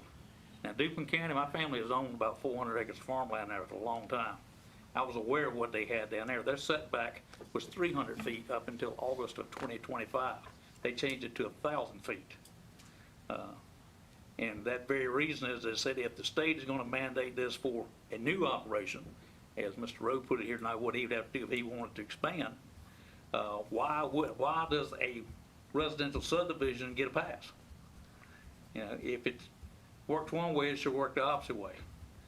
But I know it's been stated in the UDO review process that there's no precedent for the distance it should be. Well, there's ample precedent out there, and we've discussed it in our stakeholder meetings, and we've tried to be realistic and fair to everyone. And I just hope that we conclude this with something that is going to promote continued farming in this county, because farming is our top industry for right now and for the foreseeable future. It produces more economic impact, approximately $400 million a year, when you look at direct sales of products at the market, and then you look at input sales that come from support of the farming operations and various businesses. A lot of people think it's pharmaceutical. Well, they're a close second, but farming right now is still the king in this county, and it brings in a lot of money to our coffers and advances a little back. But I know people are telling me, why don't you get this UDO done? I think that's what we heard tonight from Braxton. We got a schedule. I hope that we can meet that schedule, get it in place until we do so. But we're working in a legislative climate that is anti-local government authority right now.